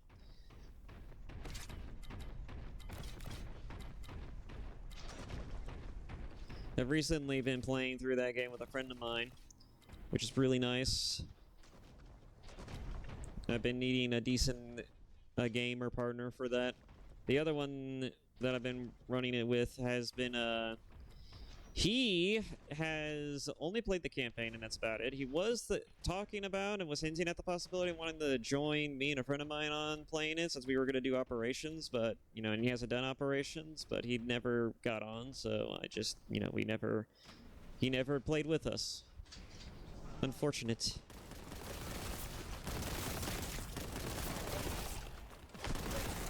Granted, he probably had better things to do with his time. I understand that too.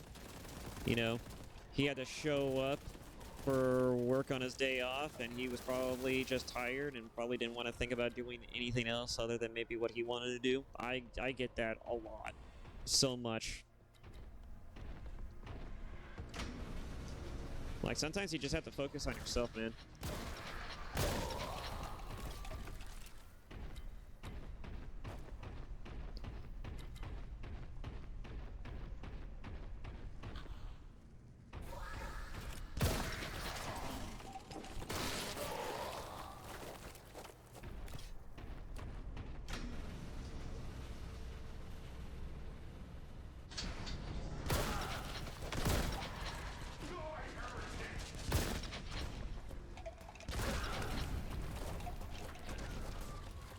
I should use the taunts more often.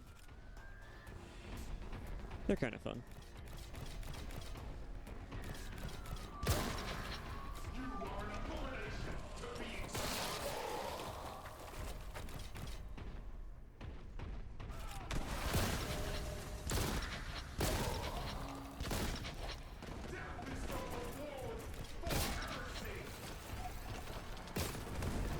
We both had the same idea.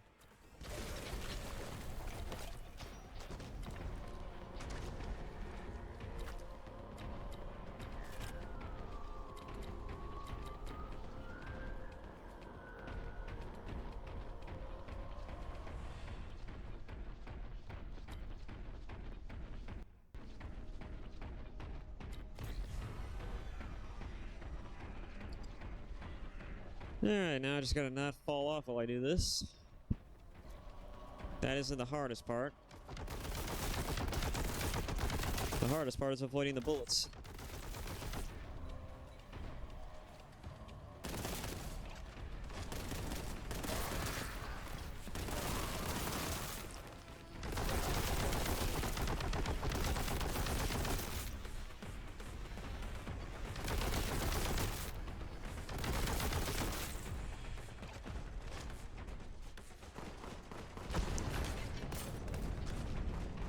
I mean, I have it, why not? I have it, why not? If you have it, just why not? A Chaos Terminator would require a fuck ton of rocket launcher ammo.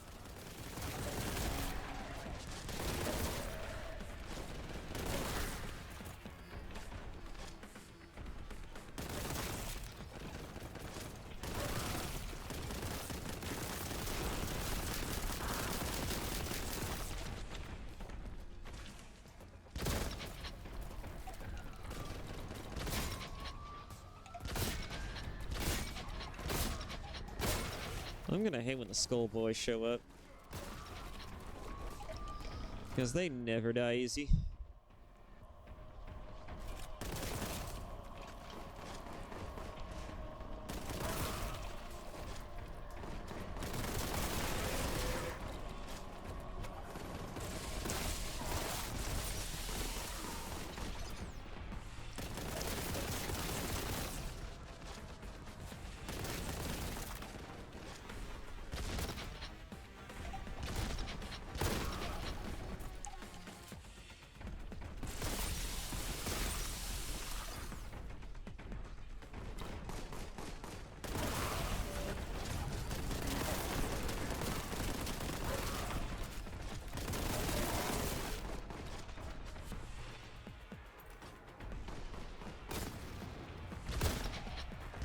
Alright, that Chaos Terminator did get hit by that. The poor Terminator couldn't hit me. His bolter rounds were hitting the stupid crate. Probably could have used this.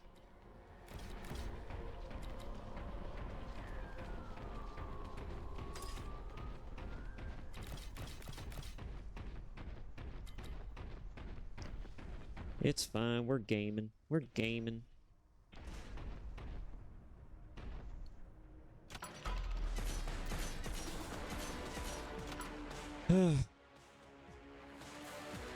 One thing I didn't notice, though, is that Final Fantasy VII Rebirth is coming to PC. I did mention that I wanted to play Rebirth on the channel back before I got the VTuber model. And so I'm thinking about it. I didn't actually get to beat it because... Okay, here's the biggest reason why I probably don't want to do it, is that it takes fucking forever. To do everything takes fucking forever. It's like a 100-hour game max if you're doing everything. I would not... I don't know if I want to do that. I don't know if I have it in me to do that. But, you know, for... I don't know if I want to do that. I just don't. I don't know if I want to. A game that I might want to do that for, I don't know. There are some games I wouldn't mind trying, right, to play on the channel. Maybe not try, but I wouldn't mind playing. Like, for example, like, that are kind of long. There's the Trails games. The Trails games are actually really good. I played the Cold Steel franchise, series, all the way through. For the most part, I didn't get to see the end of Reen's story in Reverie, which I hear is what's in there. But I definitely do not. I have tried to play like Trails of Azure and the what was the other one? I don't think I played Azure specifically. I played the one where the first one in this series where it's just you play as Lloyd Bannings.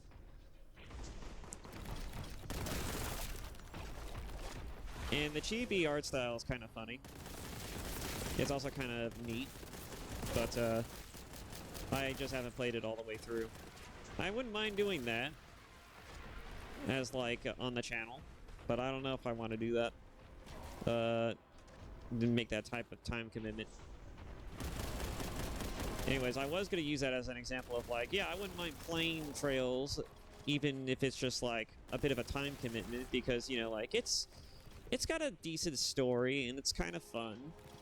You know, the turn-based mechanics are a little bit, you know, more involved than if they were just like the simple Final Fantasy game style way of doing it, where you just, you know, you make the decision, you know, you use the UI, you know, click the thing you want to do, watch the character bash the enemy in the face or whatever. It's like, it's not the same, right?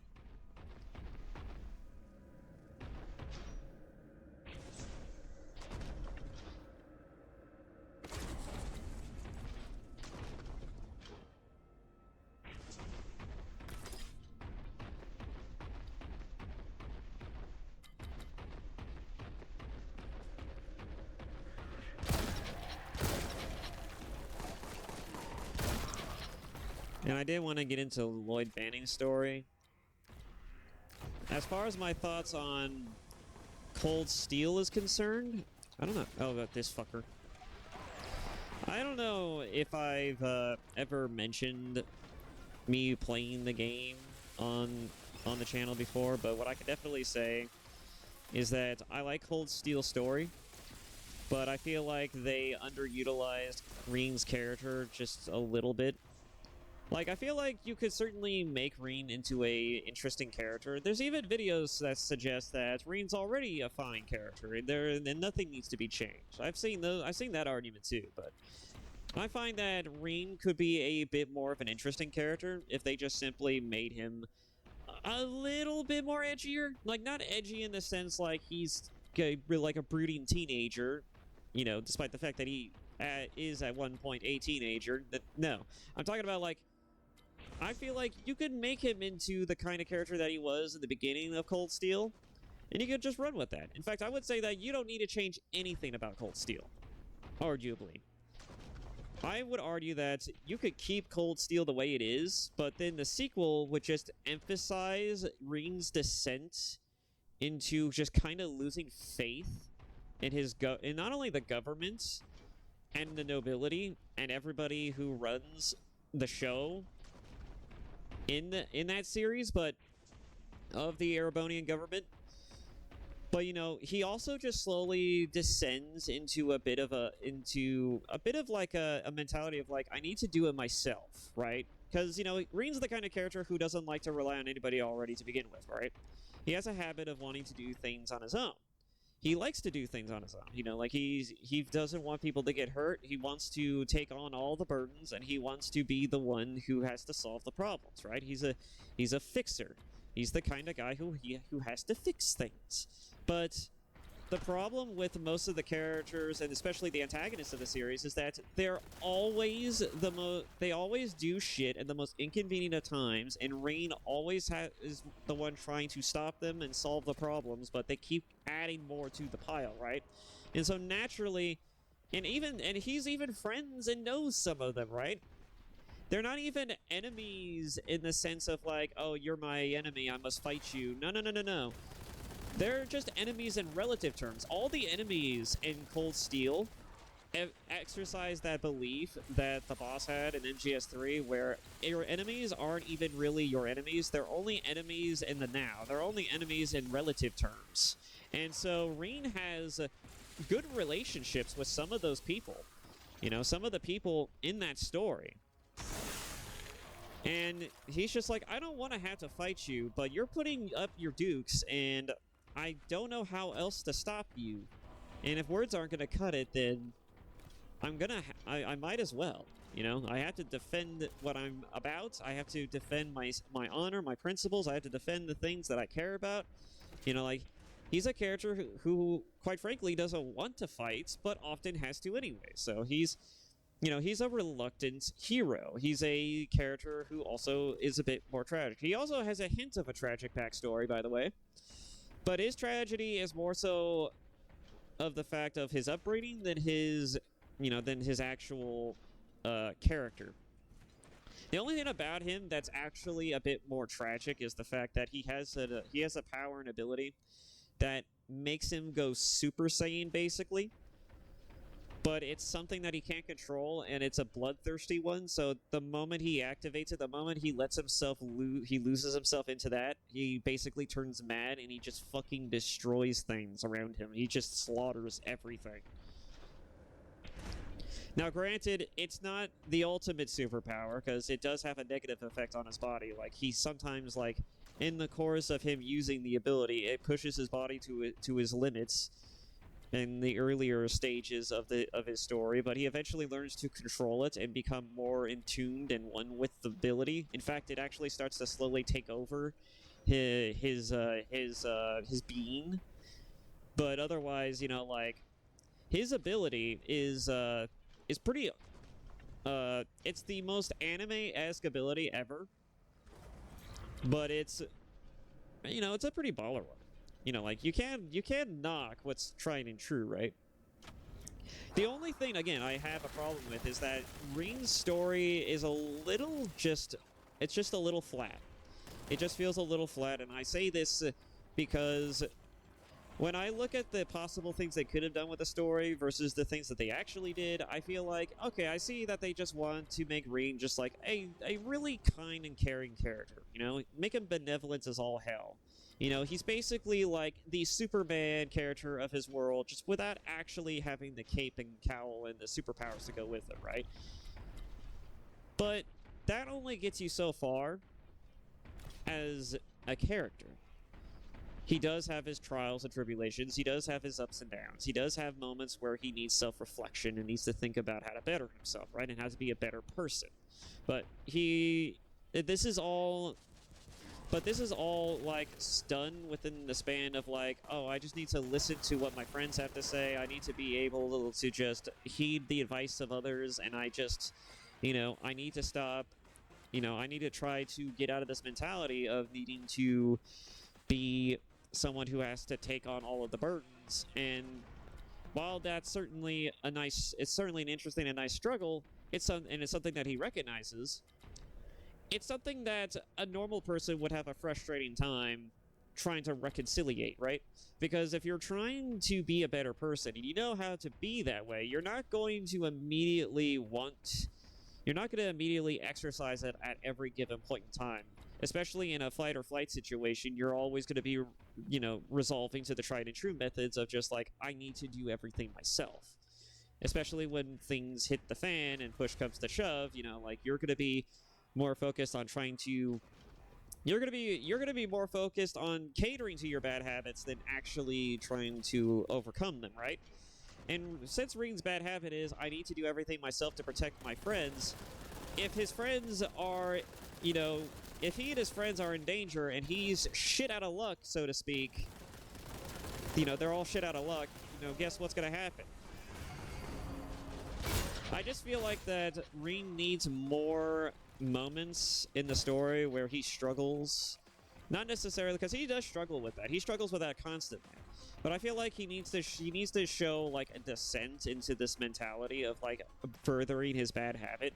Because I think that would make the story of him actually getting over it that much more impactful. Like, if we had a story of him actually going further down the descent of him indulging in that bad habit and trying to be better, trying to be stronger, even at the cost of his relationships, I feel like that would make for a much more compounded and more interesting and sympathetic story than if we got the story that we did get, right? And I think that's just a me opinion.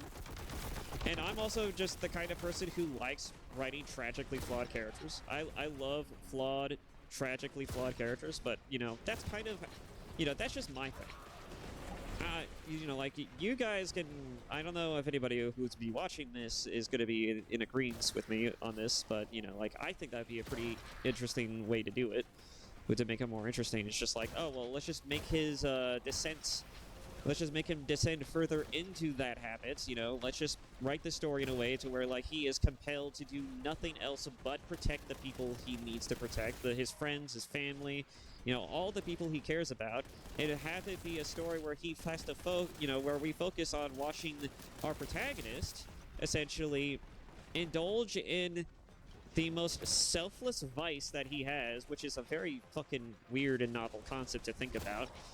That's not usually shown that much in fiction either, but, you know, like, well, I mean, it's shown in a lot of Japanese media, but not so much in Western media, but it's like, you get what I'm saying, right? You know, like, showing your character who wants to help people basically, like, lose himself in trying to help everybody, and then further compound that by making him focus more on trying to solve the problems himself, even if it, like, means that he has to lie to his friends, he has to basically handle everything in private with, you know, by himself. And even when it seems like, you know, like, even when he gives it a chance, right? Even when he's just like, they're right, maybe I should try to trust my friends more, and then he tries it, and then they get bodied anyways.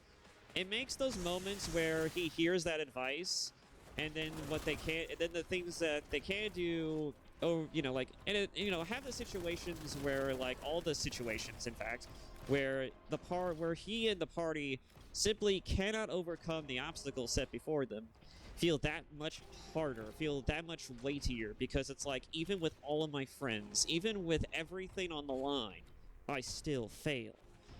And so Ring starts to exercise more of a need for self-development, individuality, and also a better understanding of his skills and just overall power scaling of understanding what his own abilities are, how to better control that, and then compound all of that into this nice, lovely little bow of insecurity.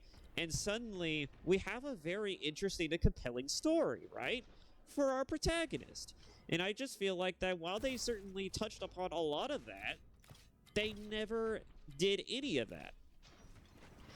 Like, the first game should have been like, should have been like, I have met the challenge, I have seen what life has in store for me, and I have to get stronger, okay? And then Ring gets stronger, you know, like in the second game, he gets stranded and separated by his friends, and then he learns in his isolation and in through his need to save his family, save the people around him, and save the country, because he's going on a revolution, motherfucker.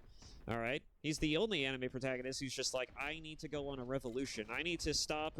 In fact, no. It's a revolution against the revolution. All right? His country is already descending into a revolt. He's going to be the third faction that comes in. Is just like, y'all being fucking babies about this shit. Y'all need to knock it the fuck off. Right? You know, he's trying to end a war. They're all trying to start shit, right? Because it's a massive pissing contest of interests.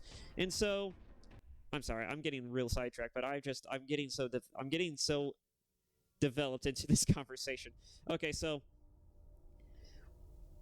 what I would love to see, right, is that Ring goes from, in the second game, from being someone who gets exposed to even more of the potential dangers and obstacles standing before him, because he does. He sees a lot more potentially destructive beings. He even fights a person near the end of the game that's like the equivalent of who has the power equivalent to a god, and he literally, his entire party could not body him even if they wanted to. And it is such a one-sided fight that they only ever get saved because of one of the party members' father, who happens to be a baller, a beast of a human being. And after being saved by him, they move on to try and stop them. This is the point in the game where I feel like that, where they try to, when they're trying to stop the big bad, this feels like the crutch moment, right? This feels like the moment where it's just like, the party's trying to save the world, but the party isn't even leveled enough for this shit. Like, they're literally a level 20 party going on a raid of enemies for level 50s and higher, right? That's what it feels like. And the game illustrates this in the gameplay pretty well as well. But the game gets even more interesting than this because I feel like that by this point, by everything that Reen has seen and experienced, I feel like that Reen should be, as a character, second-guessing himself. He should have constant doubts throughout this whole thing. Like, not necessarily to the point of where it's evident on his face, but just mentally. Like, the doubt and concerns weigh in his mind of whether or not he can actually stop what's happening to his country and to the people in it. Should it weigh that much harder when he's facing the literal enemy of the whole thing, and then they manage to succeed in summoning the ultimate, this mecha machine thing? Because there's mechs in this game at some point, which is fucking bizarre. It comes out of left field, to be honest. But anyways, they summon this ultimate mecha Gundam thing to completely try to body the country and the government, the currently existing government, and so that way the nobility, the aristocracy, can finally take over, right? And the funniest thing about this whole thing is that you feel like this is a moment to where, like, when they fail at this critical juncture, this should be the moment where Reen just kind of has a mental crisis of just like, how the fuck are we supposed to win? We couldn't stop him. We failed. How do we win? You know, like, he just has a bit of like a mental, just like kind of doubt, just like a real crippling doubt in his mind, just like, we fucked up. We fucked this. We couldn't stop them. We couldn't make it in time. You know? And then after they manage to succeed, but albeit with a spoiler tragic ending of having one of the characters bite a bullet, that should have been the moment when I feel like Rain should have had his bad habit and mental hangup of like, I need to do everything myself and I need to be individualistic, I need to be independent, I need to solve everything myself, hits critical levels, right? He lost a decent friend, a good friend, and at least according to himself, anyways, he lost a kind-ish, decent person. It's like, I mean, he's not really kind. He's kind of like, I don't know how to explain this character without going too far into spoilers, but the point is, especially if I'm going to play it at some point, the point is, he loses someone kind of important to himself, who's kind of like the inverse of himself as well. Like, he's a character who also has an equally tragic backstory. Well, not, I wouldn't say equally. In fact, it's more tragic. But he loses a friend, or someone he considers to be a friend, and he could have saved him. He wouldn't have had to sacrifice himself if he was simply stronger, right? And this would have turned this bad habit of him needing to solve everything himself into a literal vice, into a literal fucking ball of anxiety that would haunt him and would constantly be the proponent, the sort of motivation for his character going forward, right? It would be the flawed nature of his character.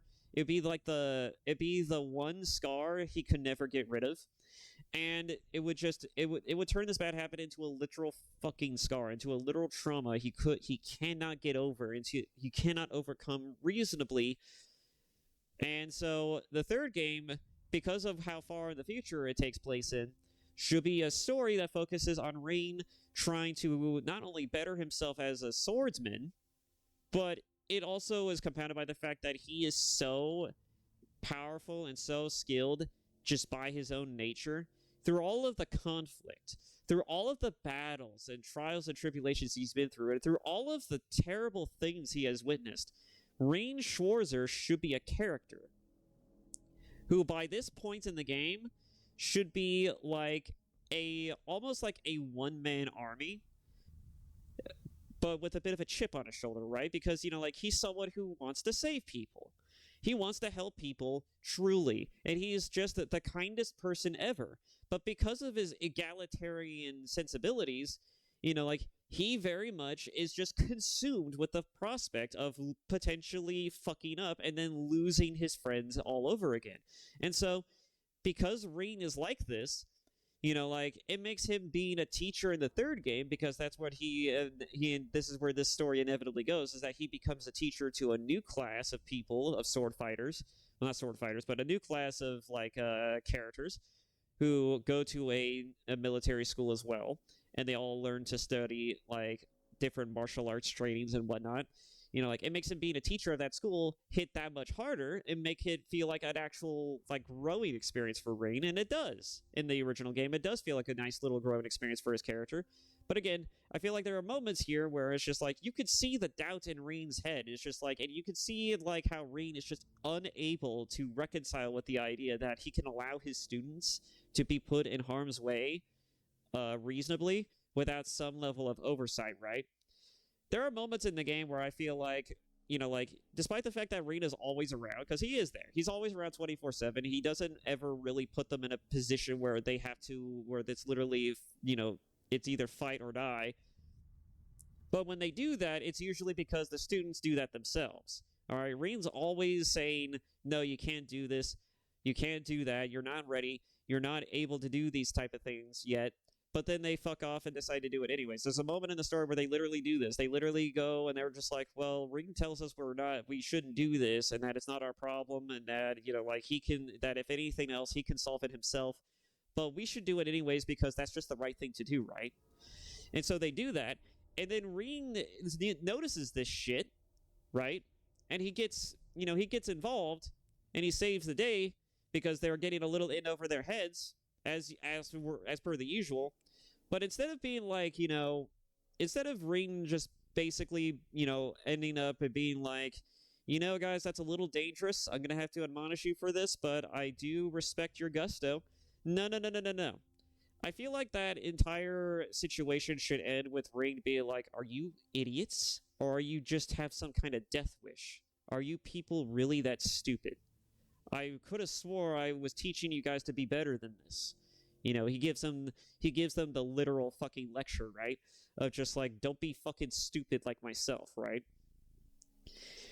You know, Ring is a character who by this point should be a bit of a hypocrite, right? He does everything himself when it's in the important, dangerous shit, right? But when it comes to things that where his students have to do important, dangerous shit, you know, like, and they feel like they have a need to want to do something and do something for the good of everybody, as well as just the good of the country and the people that they happen to they come in contact with and happen to be in charge of, you know, like, Rain is a bit of a hypocrite because, you know, like, he's trying to protect his students and he's trying to protect the interests as well as the people of the nation and everyone around him.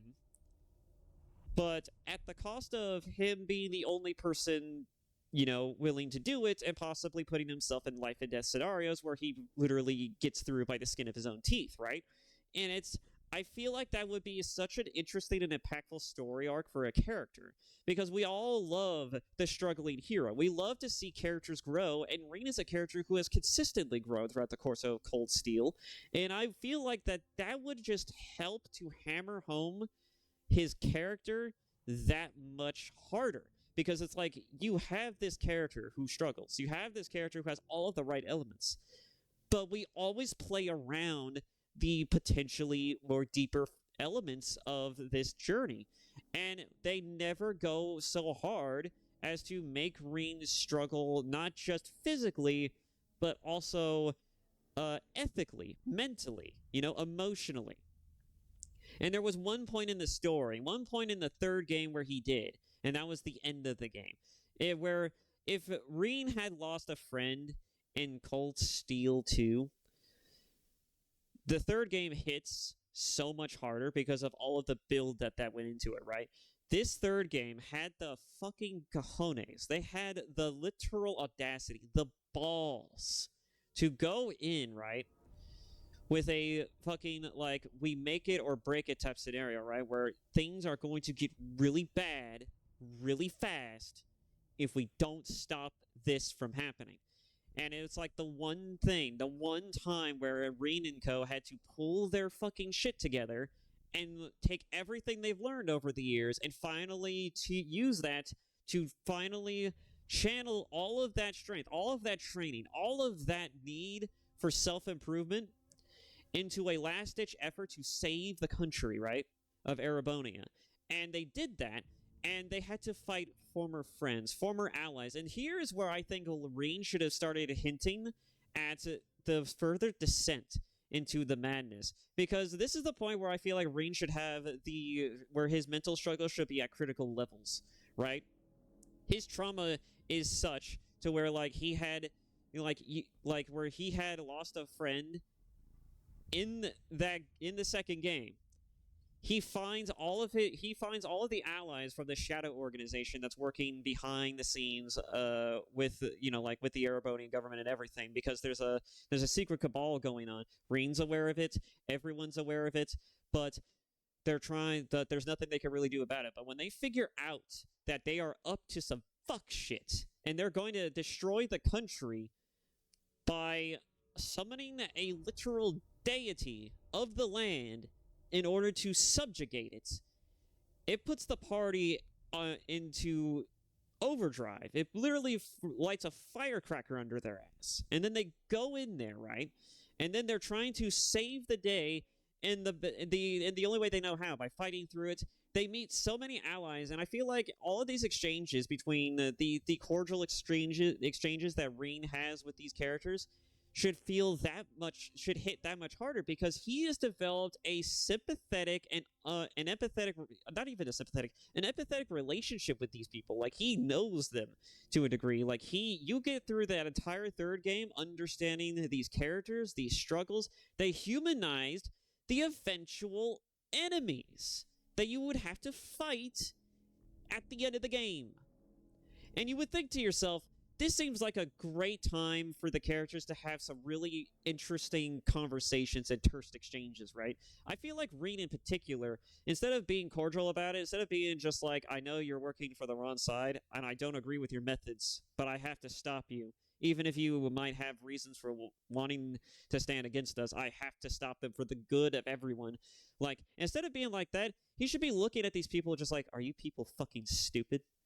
How could you let this happen? Do you understand what you're doing? And it's just like they're having this back and forth, just like, I have to do this, all right? I owe my life to the main villain of the story because he uplifted me when I was going through some shit. And then Rean's exchange to all that should just be like, are you stupid? Are you fucking kidding me? You are going to literally ruin so many lives because of this. You're willing to throw away your life and everyone else's life because you need to fulfill some stupid ass fucking like loyalty fucking mission for some dipshit with long fucking hair? Are you fucking serious? And it's just like, he should just be completely done with everything by this point. He should be losing his mind, just like, how could you people fight for this? How could you stand for this? And even one of the party members from the first 2 games is also one of your enemies because they're part of the Cabal as well. And so you meet up with that character and you're just like, you're really gonna stand for this? You're really gonna fight us? Don't you realize what they're doing? Like, Rain's reaction to all of this should just be like, how could you do this? Why are you people like this? Don't you realize what's happening, what you're doing, what you're putting into action, what you're willing to commit? Can't you fucking see the sense in any of this? In the sense, do you see how fucking absurd this all is? And then we fight through all of the enemies, right? But we don't actually defeat them. We have to split the party in segments to get to the main bad guy. Because they're, by this point, the people who are a part of the secret government cabal are on the same level as our party members in terms of strength. And so we create openings for Rean to get through and for the other members of the party to get through. But as we find more and more encounters, that party range gets smaller and smaller. And so by the time Rean gets to the big baddie, he's only got like a few people left, right? Rean then gets into his Gundam, right? I'm not even going to get into this. All right, shut the fuck up. Rean gets into his own Gundam, and he's ready he's ready to throw hands with the main baddie. But then the baddie awakens the god, the deity living under the country, and so Rean then has to fight the deity first. And so Rean, realizing that the deity is really, really fucking strong, despite the fact that he's in his magically empowered mech, he gets pretty easily bodied. And so in his attempts to stop the bad guy from using the god lying under the country, it turns out that everything was going according to Keikaku. Alright, without going too deeply into spoiler territory, Rean watches another one of his friends bite the fucking bullet. And this moment is encapsulated with such gravitas that when this person dies in his hand from him being inside the mech and everything, he is so overwhelmingly distraught and overcome with grief. My man goes into the fucking rage mode ability that he has that makes him twice as strong, twice as fast, and among other things, right? It makes him a superhuman, right? He goes into that bloodthirsty state and he just loses himself in it. He just loses it. Like, he went from having red eyes and white hair to then, with a red aura, to having like black eyes with like glowing snake yellow eyes, and he just fucking descends into absolute madness, and he fucking wails on this dark god, not dark god, but he wails on this deity, and he fucking just goes ham on it. He fucking demolishes that thing. He went from it went from 0 to 100 real quick. He went from getting bodied to bodying the god in seconds. And he just fucking destroys it. He doesn't just destroy it, he fucking murders the shit out of it. He just slices the thing and then he pummels it to death. It is like such a fucking 180 in personality and also just in power scaling that by the time he had just utterly slaughtered the fucking deity, he turns his attention to the main villain, and then the main villain, understanding how his power works better than some, and also just because he happens to be really skilled himself, he then tries to stop him. Well, actually, no, that's right. It wasn't him. One of the Cabal members stops Reen while he's in crazy mode. He's so focused on wanting to kill the main baddie of the story that he literally doesn't see one of the Cabal members who also pilots a mech drop in from behind him, restrain him, and then he gets whisked away while being succumbed under this bloodthirsty influence, and the entire game just ends with the worst possible outcome.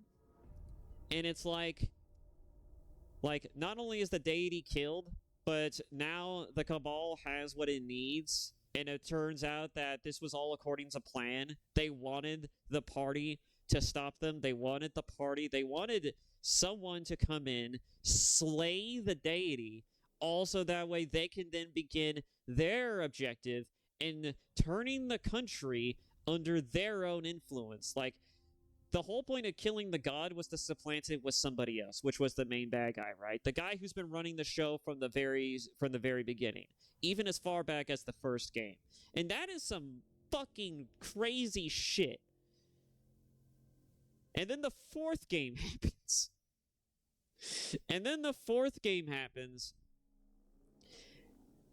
And it's when you think about it, this game story it's treated with such the amount of fluff you have to go through just to get to the meat and potatoes of the story is a lot, but it's certainly not a lot. It's certainly not more than Rebirth, but it's like there is a lot here that goes between the good stuff, and even then, it's not told with the same level of narrative, with the same level of I wouldn't say it's written that well to where you can, because again, this is an anime game, right? And they treat it like it's an anime, right? They treat it like it's a show. Everyone's always talking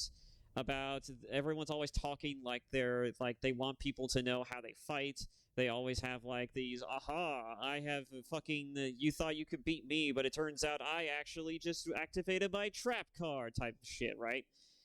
They're all playing these fucking mind games. They're always pulling out some random, some sort of reversal out of their ass, reverse Uno card situation type shit. And even then, there's always some new character who shows up, or there's some baddie who comes in right as things were about to get decisive, right? Or when things were about to go the hero's way or whatever. There's always the back and forth, right? There's always this this power struggle that is so common in these shows, in anime shows, especially shonen anime. But it's you get what I'm saying, right? It's it's a plot as boilerplate as most anime, right? It's the most anime as fuck game, but all of the elements in here are so fucking good by themselves. You could probably write a book about this shit, and it would be just the most baller thing. But anyways, the game ends essentially with Rain getting captured, and in the next game, you don't even play as Rain. You start up by playing the students who Rain was training throughout the entire course of the third game, and your objective is to find Rain, get the gang back together, and then it's back to square one, right? It's back to it's back to fucking shit up again, right? And this is where I feel like this is the game, all right? I had a lot of expectations going into the fourth game. This is the game, okay? Where I thought Reen's character arc, his tragic hero moments, was going to reach critical levels. Like, I felt like that the entire game was him basically, like, showing... The entire series was him basically showing us what his character is like, what he can do, what his major flaw is, and then just beating him down with a hammer, right? And just beating down this crooked nail with this fucking hammer. And it's just like, Reen goes from being like a pretty stand-up guy with some pretty normal, reasonable expectations of life and some pretty naive and optimistic viewpoints to then kind of just getting beaten down and then having some critical and somewhat based and yet, well, not somewhat based, but mostly based and also just some rather terse criticisms about a lot of things, right? He's someone he's very lived. He understands the world around him now a little bit more than he did back when he was just a fucking teenager in a military high school, okay? And so he goes from this to the third game where he's basically a teacher and he understands a little bit about how the world works because not only has he worked to solve a lot of the problems between the government and its relations with its people and its nobility, because there was a fucking revolution and all. But he also, at the same time, after helping save the country and becoming a hero, everyone regards him highly, and the government uses this to their own advantage, and so the Cabal uses Reen as a character to essentially abuse his talents to make him do things that would sometimes, in normal circumstances, especially for Reen as a character, be somewhat questionable. And Reen never really commits to any real actions that might be, at least in game, that might be a little bit fucked up.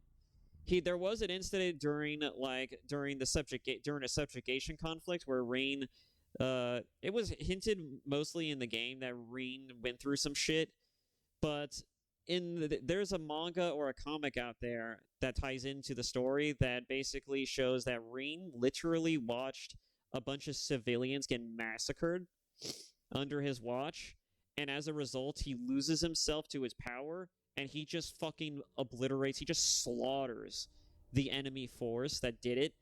And as a result of this experience, he feels traumatic. He feels a sense of trauma and personal responsibility for having just butchered the enemy, despite the fact that they themselves are just trying to defend themselves, right? Or something of that level. I don't remember what the whole situation was. I believe it was something along the lines of like there was a mercenary group that came in invading a town, and Reen and a couple of bracers were sent. Bracers are also kind of like they're like freelance mercenaries. Anyways, they're basically like agents. They just help people. They're like community workers. But anyways, he goes in to save people and under the orders of the government, but then trying to quell also these mercenaries, right? But then these mercenaries slaughter people, and so he slaughters them, and then he takes a personal responsibility for having just murdered several people, scores of people, and he just never recovers from it. It's like, bro, you literally slaughtered a bunch of more people during the course of the war. This is not something to be that what the fucking about.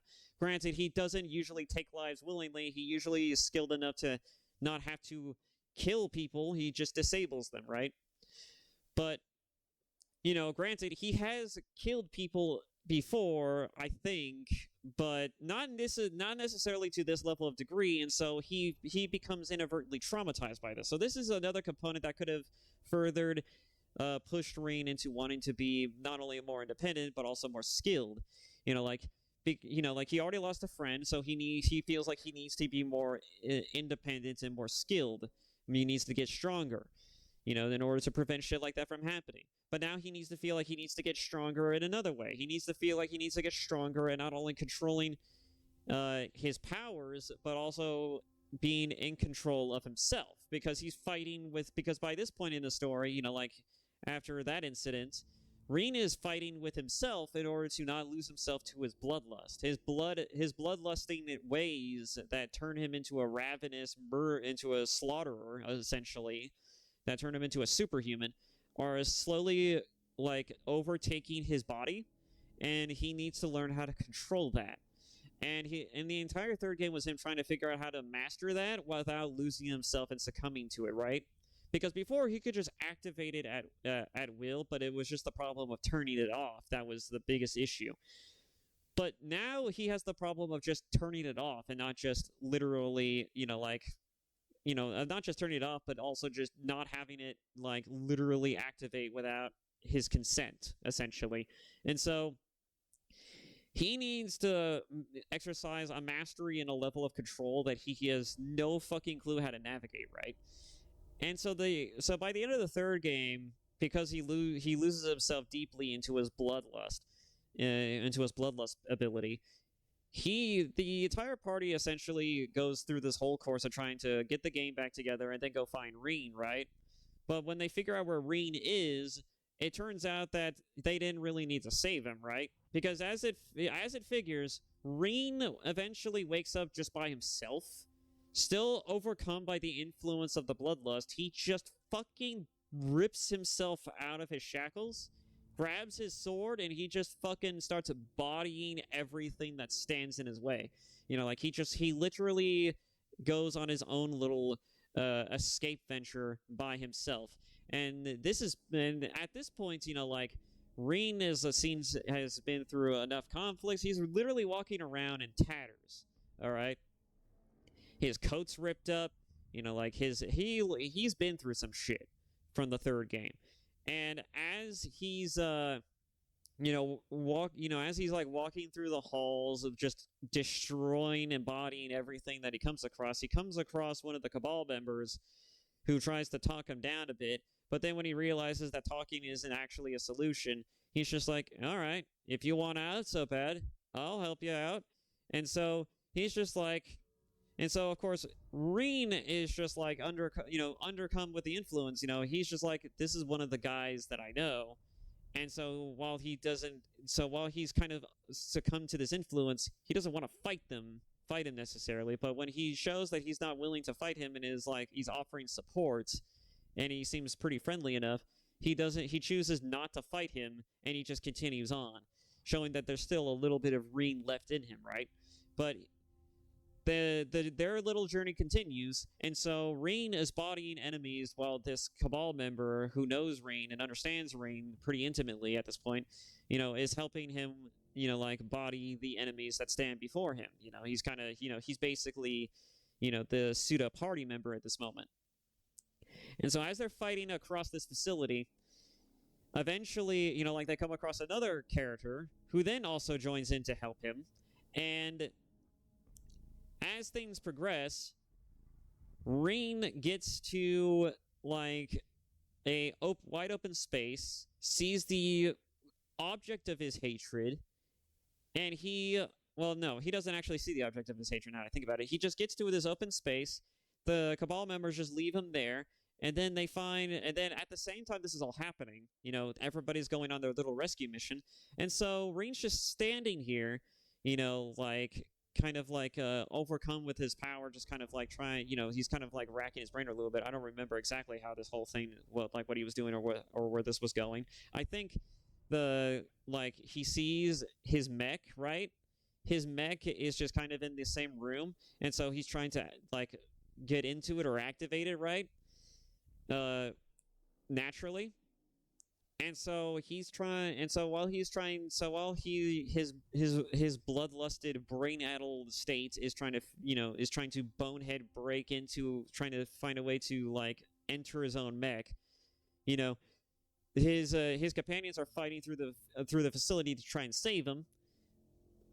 They find Reen eventually in this wide open space, but the way they had to do this is that in order to cover more ground, in order to find Reen more effectively and likely, they had to split the party up to where one party goes one set direction, one party goes the other direction, and then the students go in, they accompany them. But when they go into a fight where the veteran members have to essentially let the new members essentially go through in order to continue their search for Reen, the Reen students eventually come across Reen in that state, and they're just kind of a little disturbed by it, of course, naturally. They have this nice little sort of like climactic sort of like defining moments where they come across Reen, and it's just like the most devastating thing they've ever seen. It's just like this is our teacher, and he doesn't even look like the man he doesn't even look like a shadow of what he once was, right? He's just so overcome by his need to kill, by his need to destroy, that he literally, the first moment the moment he sees his students, his reaction isn't even to be like they're friendly, right? He doesn't even to compute the fact that they're friendly. No, his first reaction is, I have to kill them, and so he tries to murder them. And so they're kind of faced with this moment where it's just like they are literally having to fight in a life or death scenario with a superpowered teacher who they have fought alongside with and know and know what his life and what his struggles were like, to at least to a decent degree, to where like they developed a sympathy for the guy, right? And so they don't want to fight their teacher, but they have to. And so they're on this little, and so during this, so they're having this little scuffle, but they're trying to talk him down. It's not working initially, but the more they talk, but the more the talking continues, and the more they bring up like memories and things of like not only what they've gone through, right, but like the more specifically bringing up the fact that his biggest emotional hangup is the death of one of his friends, and that they keep hammering home what would this person be like, think or say if this person was here, right? They keep hammering home like this is not the way. You are not helping or saving anyone. You need to stop. And eventually he's getting the memo. His inner self awakens, and he's kind of realizing what's going on. And so Reen then in this weird sort of mental labyrinth of his own mind, this darkened space, comes in contact with like a sort of mental physical embodiment of his despair, which is the person who had died at the end of the third game. And he's just like, I don't know what to do. I couldn't save anyone. I couldn't save you, and I don't know how to save myself. And then after some words of encouragement and then getting a bit of a pampering, Reen then gets out of that state. And this is where I feel like the game should have taken a 180. All right, all this build-up was just so I could talk about this one fucking aspect of the game that I wish they just did, that I wish they had done. All of this build-up, all of this tragedy, all of this war and conflict had pushed Reen to such a degree that he had became a monster of this country's own creation. All right, all of the secrecy, all of the scheming had turned Reen into a literal monster of their own making. He has become the very thing that would destroy them if given the opportunity. And despite this fact, right? Despite the fact that Reen could easily in this mode and in his state, be in the position to theoretically body most of the Cabal members, except for a couple who aren't even a part of the Cabal, but that's neither here or there. He could so easily one man a good handful of these members, these important named members, and go straight for the big baddie. Probably still fail, but he could still do that, right? He would at least be a decent thorn in their side, right? But as it turns out, Reen gets out of this state, right? And you would think that, man, Reen's been through so much shit that that after he gets out of this state, he's probably gonna be a fundamentally different person by the end of this, right? Like, this is punished Reen, right? He goes through so much shit. No regard, no heroes welcome, no saving the day, none of this shit, right? Here, Reen is the hero who fails, right? Who fails at the one thing he wanted to do, which was save the country, save the people, save his friends, and he can never do any of that. He doesn't have the power, he doesn't have the ability to do any of this. And so you think this would be a moment where Reen is just like, I'm done with this shit, right?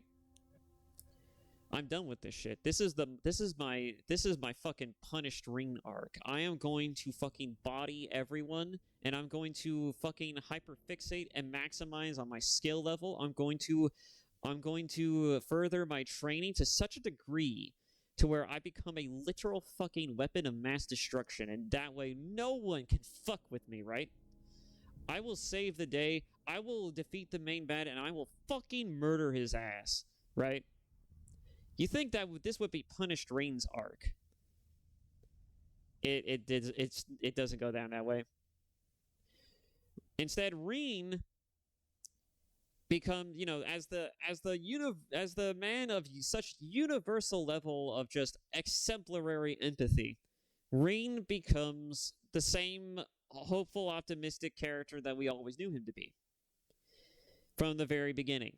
And it makes any type of potential growth, it feels like it makes any type of potential growth or metamorphosis to being even better of a character just go down the toilet, right? Because again, we're talking about a character, all right, who's been through so much shit that you could feasibly make a story where he goes basically into a broody sort of like, I'm going to do everything myself, I'm gonna be by myself, I'm gonna fucking focus on just doing the mission, focus on this one goal, and that's it. He just becomes autistically determined to do this one fucking thing, right? And instead of doing any of that, instead of writing his character to do any of this, and then have a nice little character journey where he rediscovers his universal empathy and his egalitarian nature and ways, he goes back to being the optimist we knew him to be, but maybe the hopeful guy that we knew him to be, but maybe not so much the optimist, right?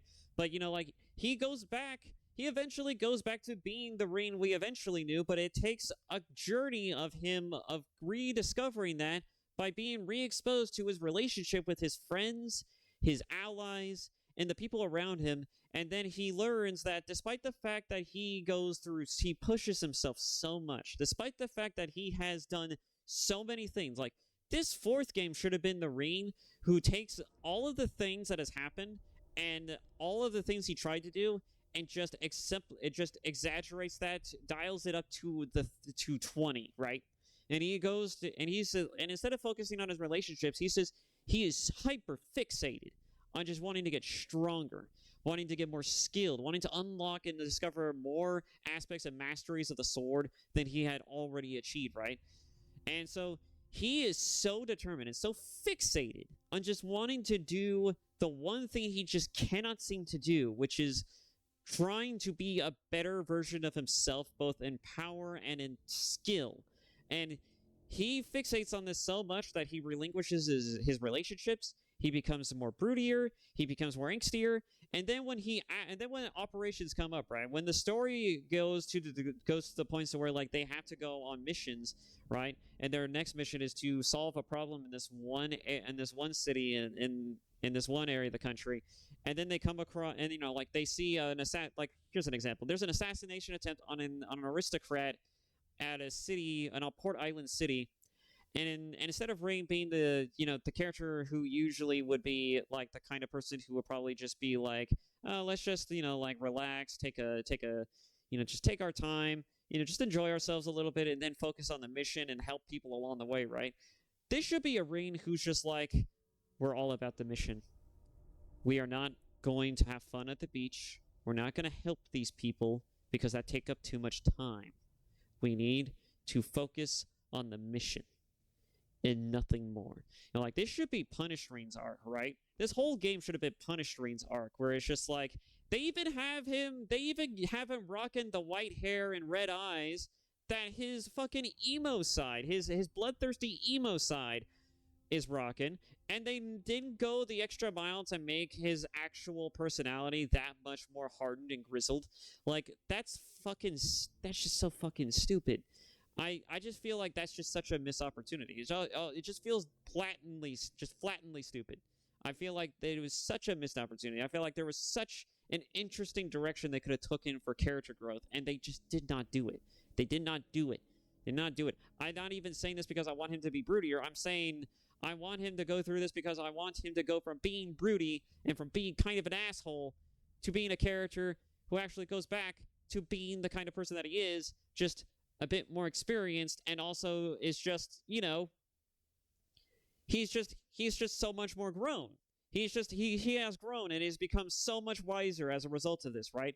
Like you feel like this character should struggle even further to get to the point and state to where he's just like, I have power, I have abilities, I am strong, but I am not as strong. I'm not stronger than when I am not stronger than, you know, than myself. I cannot be better than myself. I have to, you know, like I may be a strong person, but together we are even stronger, right? This should be like the best sort of like power of friendship storyline that has ever been made, right? I feel like it has the potential for that, and they never did this. They did not do this. Instead, Reen continues to be the same character he was. And so when he meets those same Cabal members who helped to orchestrate everything that has happened so far and has led the country into the state that is in the fourth game, you know, Reen, you know, still talks to them like he's still trying to be empathetic about this. And it's like, I feel like you should be so over this shit by now. I feel like, at the very least, you should be so over this shit by now. You could be forgiven for the moment you see these people, you just want to, instead of talking to them, just want to body them. Just immediately. Just be like, no, I'm tired of talking to stupid people. Get fucked. You know? You could be forgiven for that. And then you could leave that room for potentially wanting to reason with them open later when Reen grows out of this state and he goes back to being that optimist, and instead of wanting to body them immediately, he's just like, you know, like he finally understands after succumbing to his own malice that he's just like, I understand why you want to do this. I honestly don't agree with it, and I cannot forgive you for what you have helped to create. But I am willing to at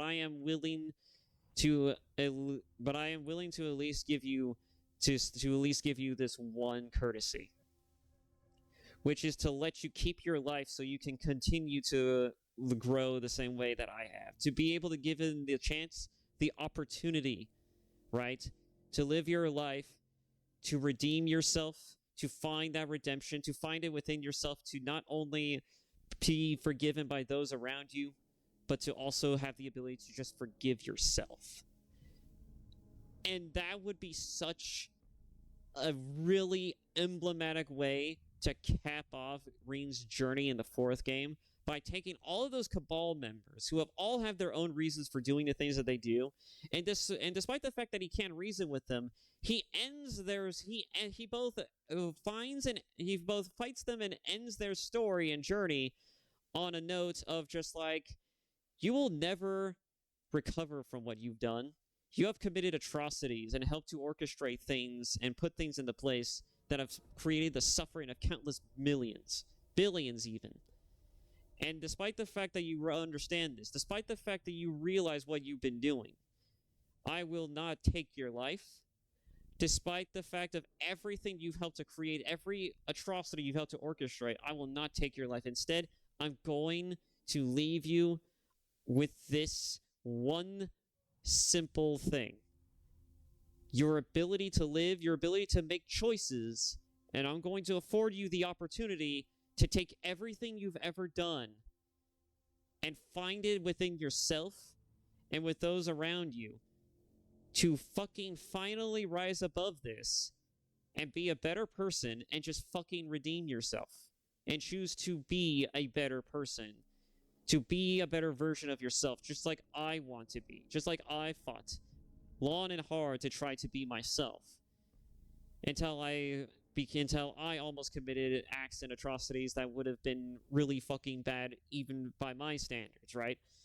I have been in that road. I have seen that corner. I've been in that corner. I've seen down that road. I've walked it for a moment, for a time. And I can tell you, it is not fucking worth it. You can either choose to be a better person now, or you can live long enough to see yourself become the very thing you hate.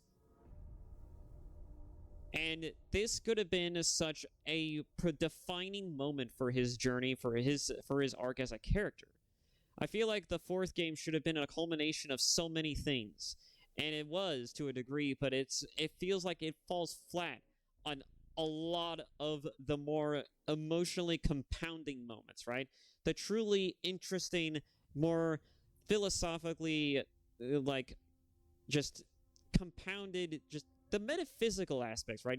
You get what I'm saying, right? There was so much potential for this fucking entry, and I feel like they did not meet a lot of that. I feel like all of the important things, all of the cooler things they could have done, they just did not do. They just left on the cutting room floor, and I just feel like that is such a tragedy into itself. But I am beside the point. I know I took an hour to do this instead of playing the game, but I felt like this was such a fucking thing that I had to get off my chest the moment it just popped into my head that I felt like I had to do this. It's like, there was so much potential. As someone who writes his own stories, as someone who has written stories, written drafts of stories that have never gotten published, there was so much potential with this story. I felt like you could have done something truly interesting with it, and you didn't. And it just feels frustrating to think about. I just had to get that off my chest. And despite the fact that Reen has been through so much and immediately went back to being an optimist, I feel like the fourth game does serve a general, like, a nice. It does eventually go into. It does end off with a nice way to end Reen's story as a character, at least as the main character, because because everything from here on out is just new stories. Like, every new Trails game is just now focusing on new characters and new stories and new journeys, right?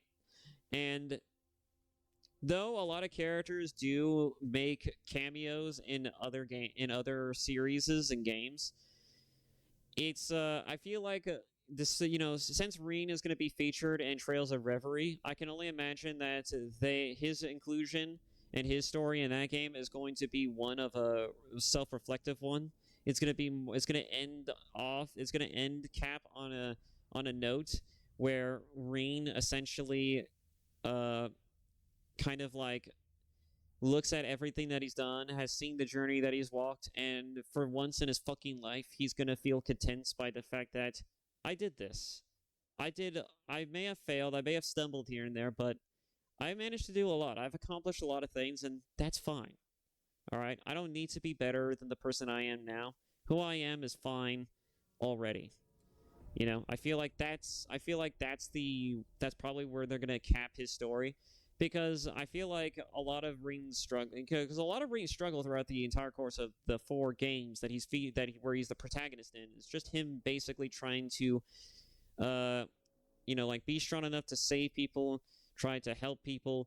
He's very much a hero, but he's a humble one. He doesn't think of himself like a hero. He just think of himself as like a guy trying to do his best, trying to help the people around him and help his friends, save those who need saving. And, if you have the power and the skill to do that, why the fuck not? Anyways, this went on a Trails rant for an hour, but this wasn't a conventional video to begin with. I just wanted to see if this video was going to gain any traction. I also just was like, as an experiment, but I also wanted to play a game that was fun enough to watch, and I feel like I've accomplished that in the first 2 hours of this video. The rest of it is just kind of me shooting the shit about Trails, and me playing Trails, having played Trails, and knowing the story of Trails, and what I think of it, how I feel about it, what are my biggest critiques of it. But anyways, them's the ropes. I hope this video was at least entertaining enough for you to for anyone to warrant to watch, and also to watch all the way through. Thank you all so much for watching, and I hope to see you in the next one. As far as what I'm going to do now, I think I will go back to playing Rogue Trader. I I may very well just end up going back to playing Rogue Trader until I think of something else to do. Also, just because I want to play through the story of that one, I haven't touched it since I been playing other things and doing other things in my time, and since I've last uploaded a video. So, yeah, hopefully I shall see you all in the next one, and I will probably be playing Rogue Trader after this. If not, I hope to see you all when whatever the hell I'm going to do. Bye-bye.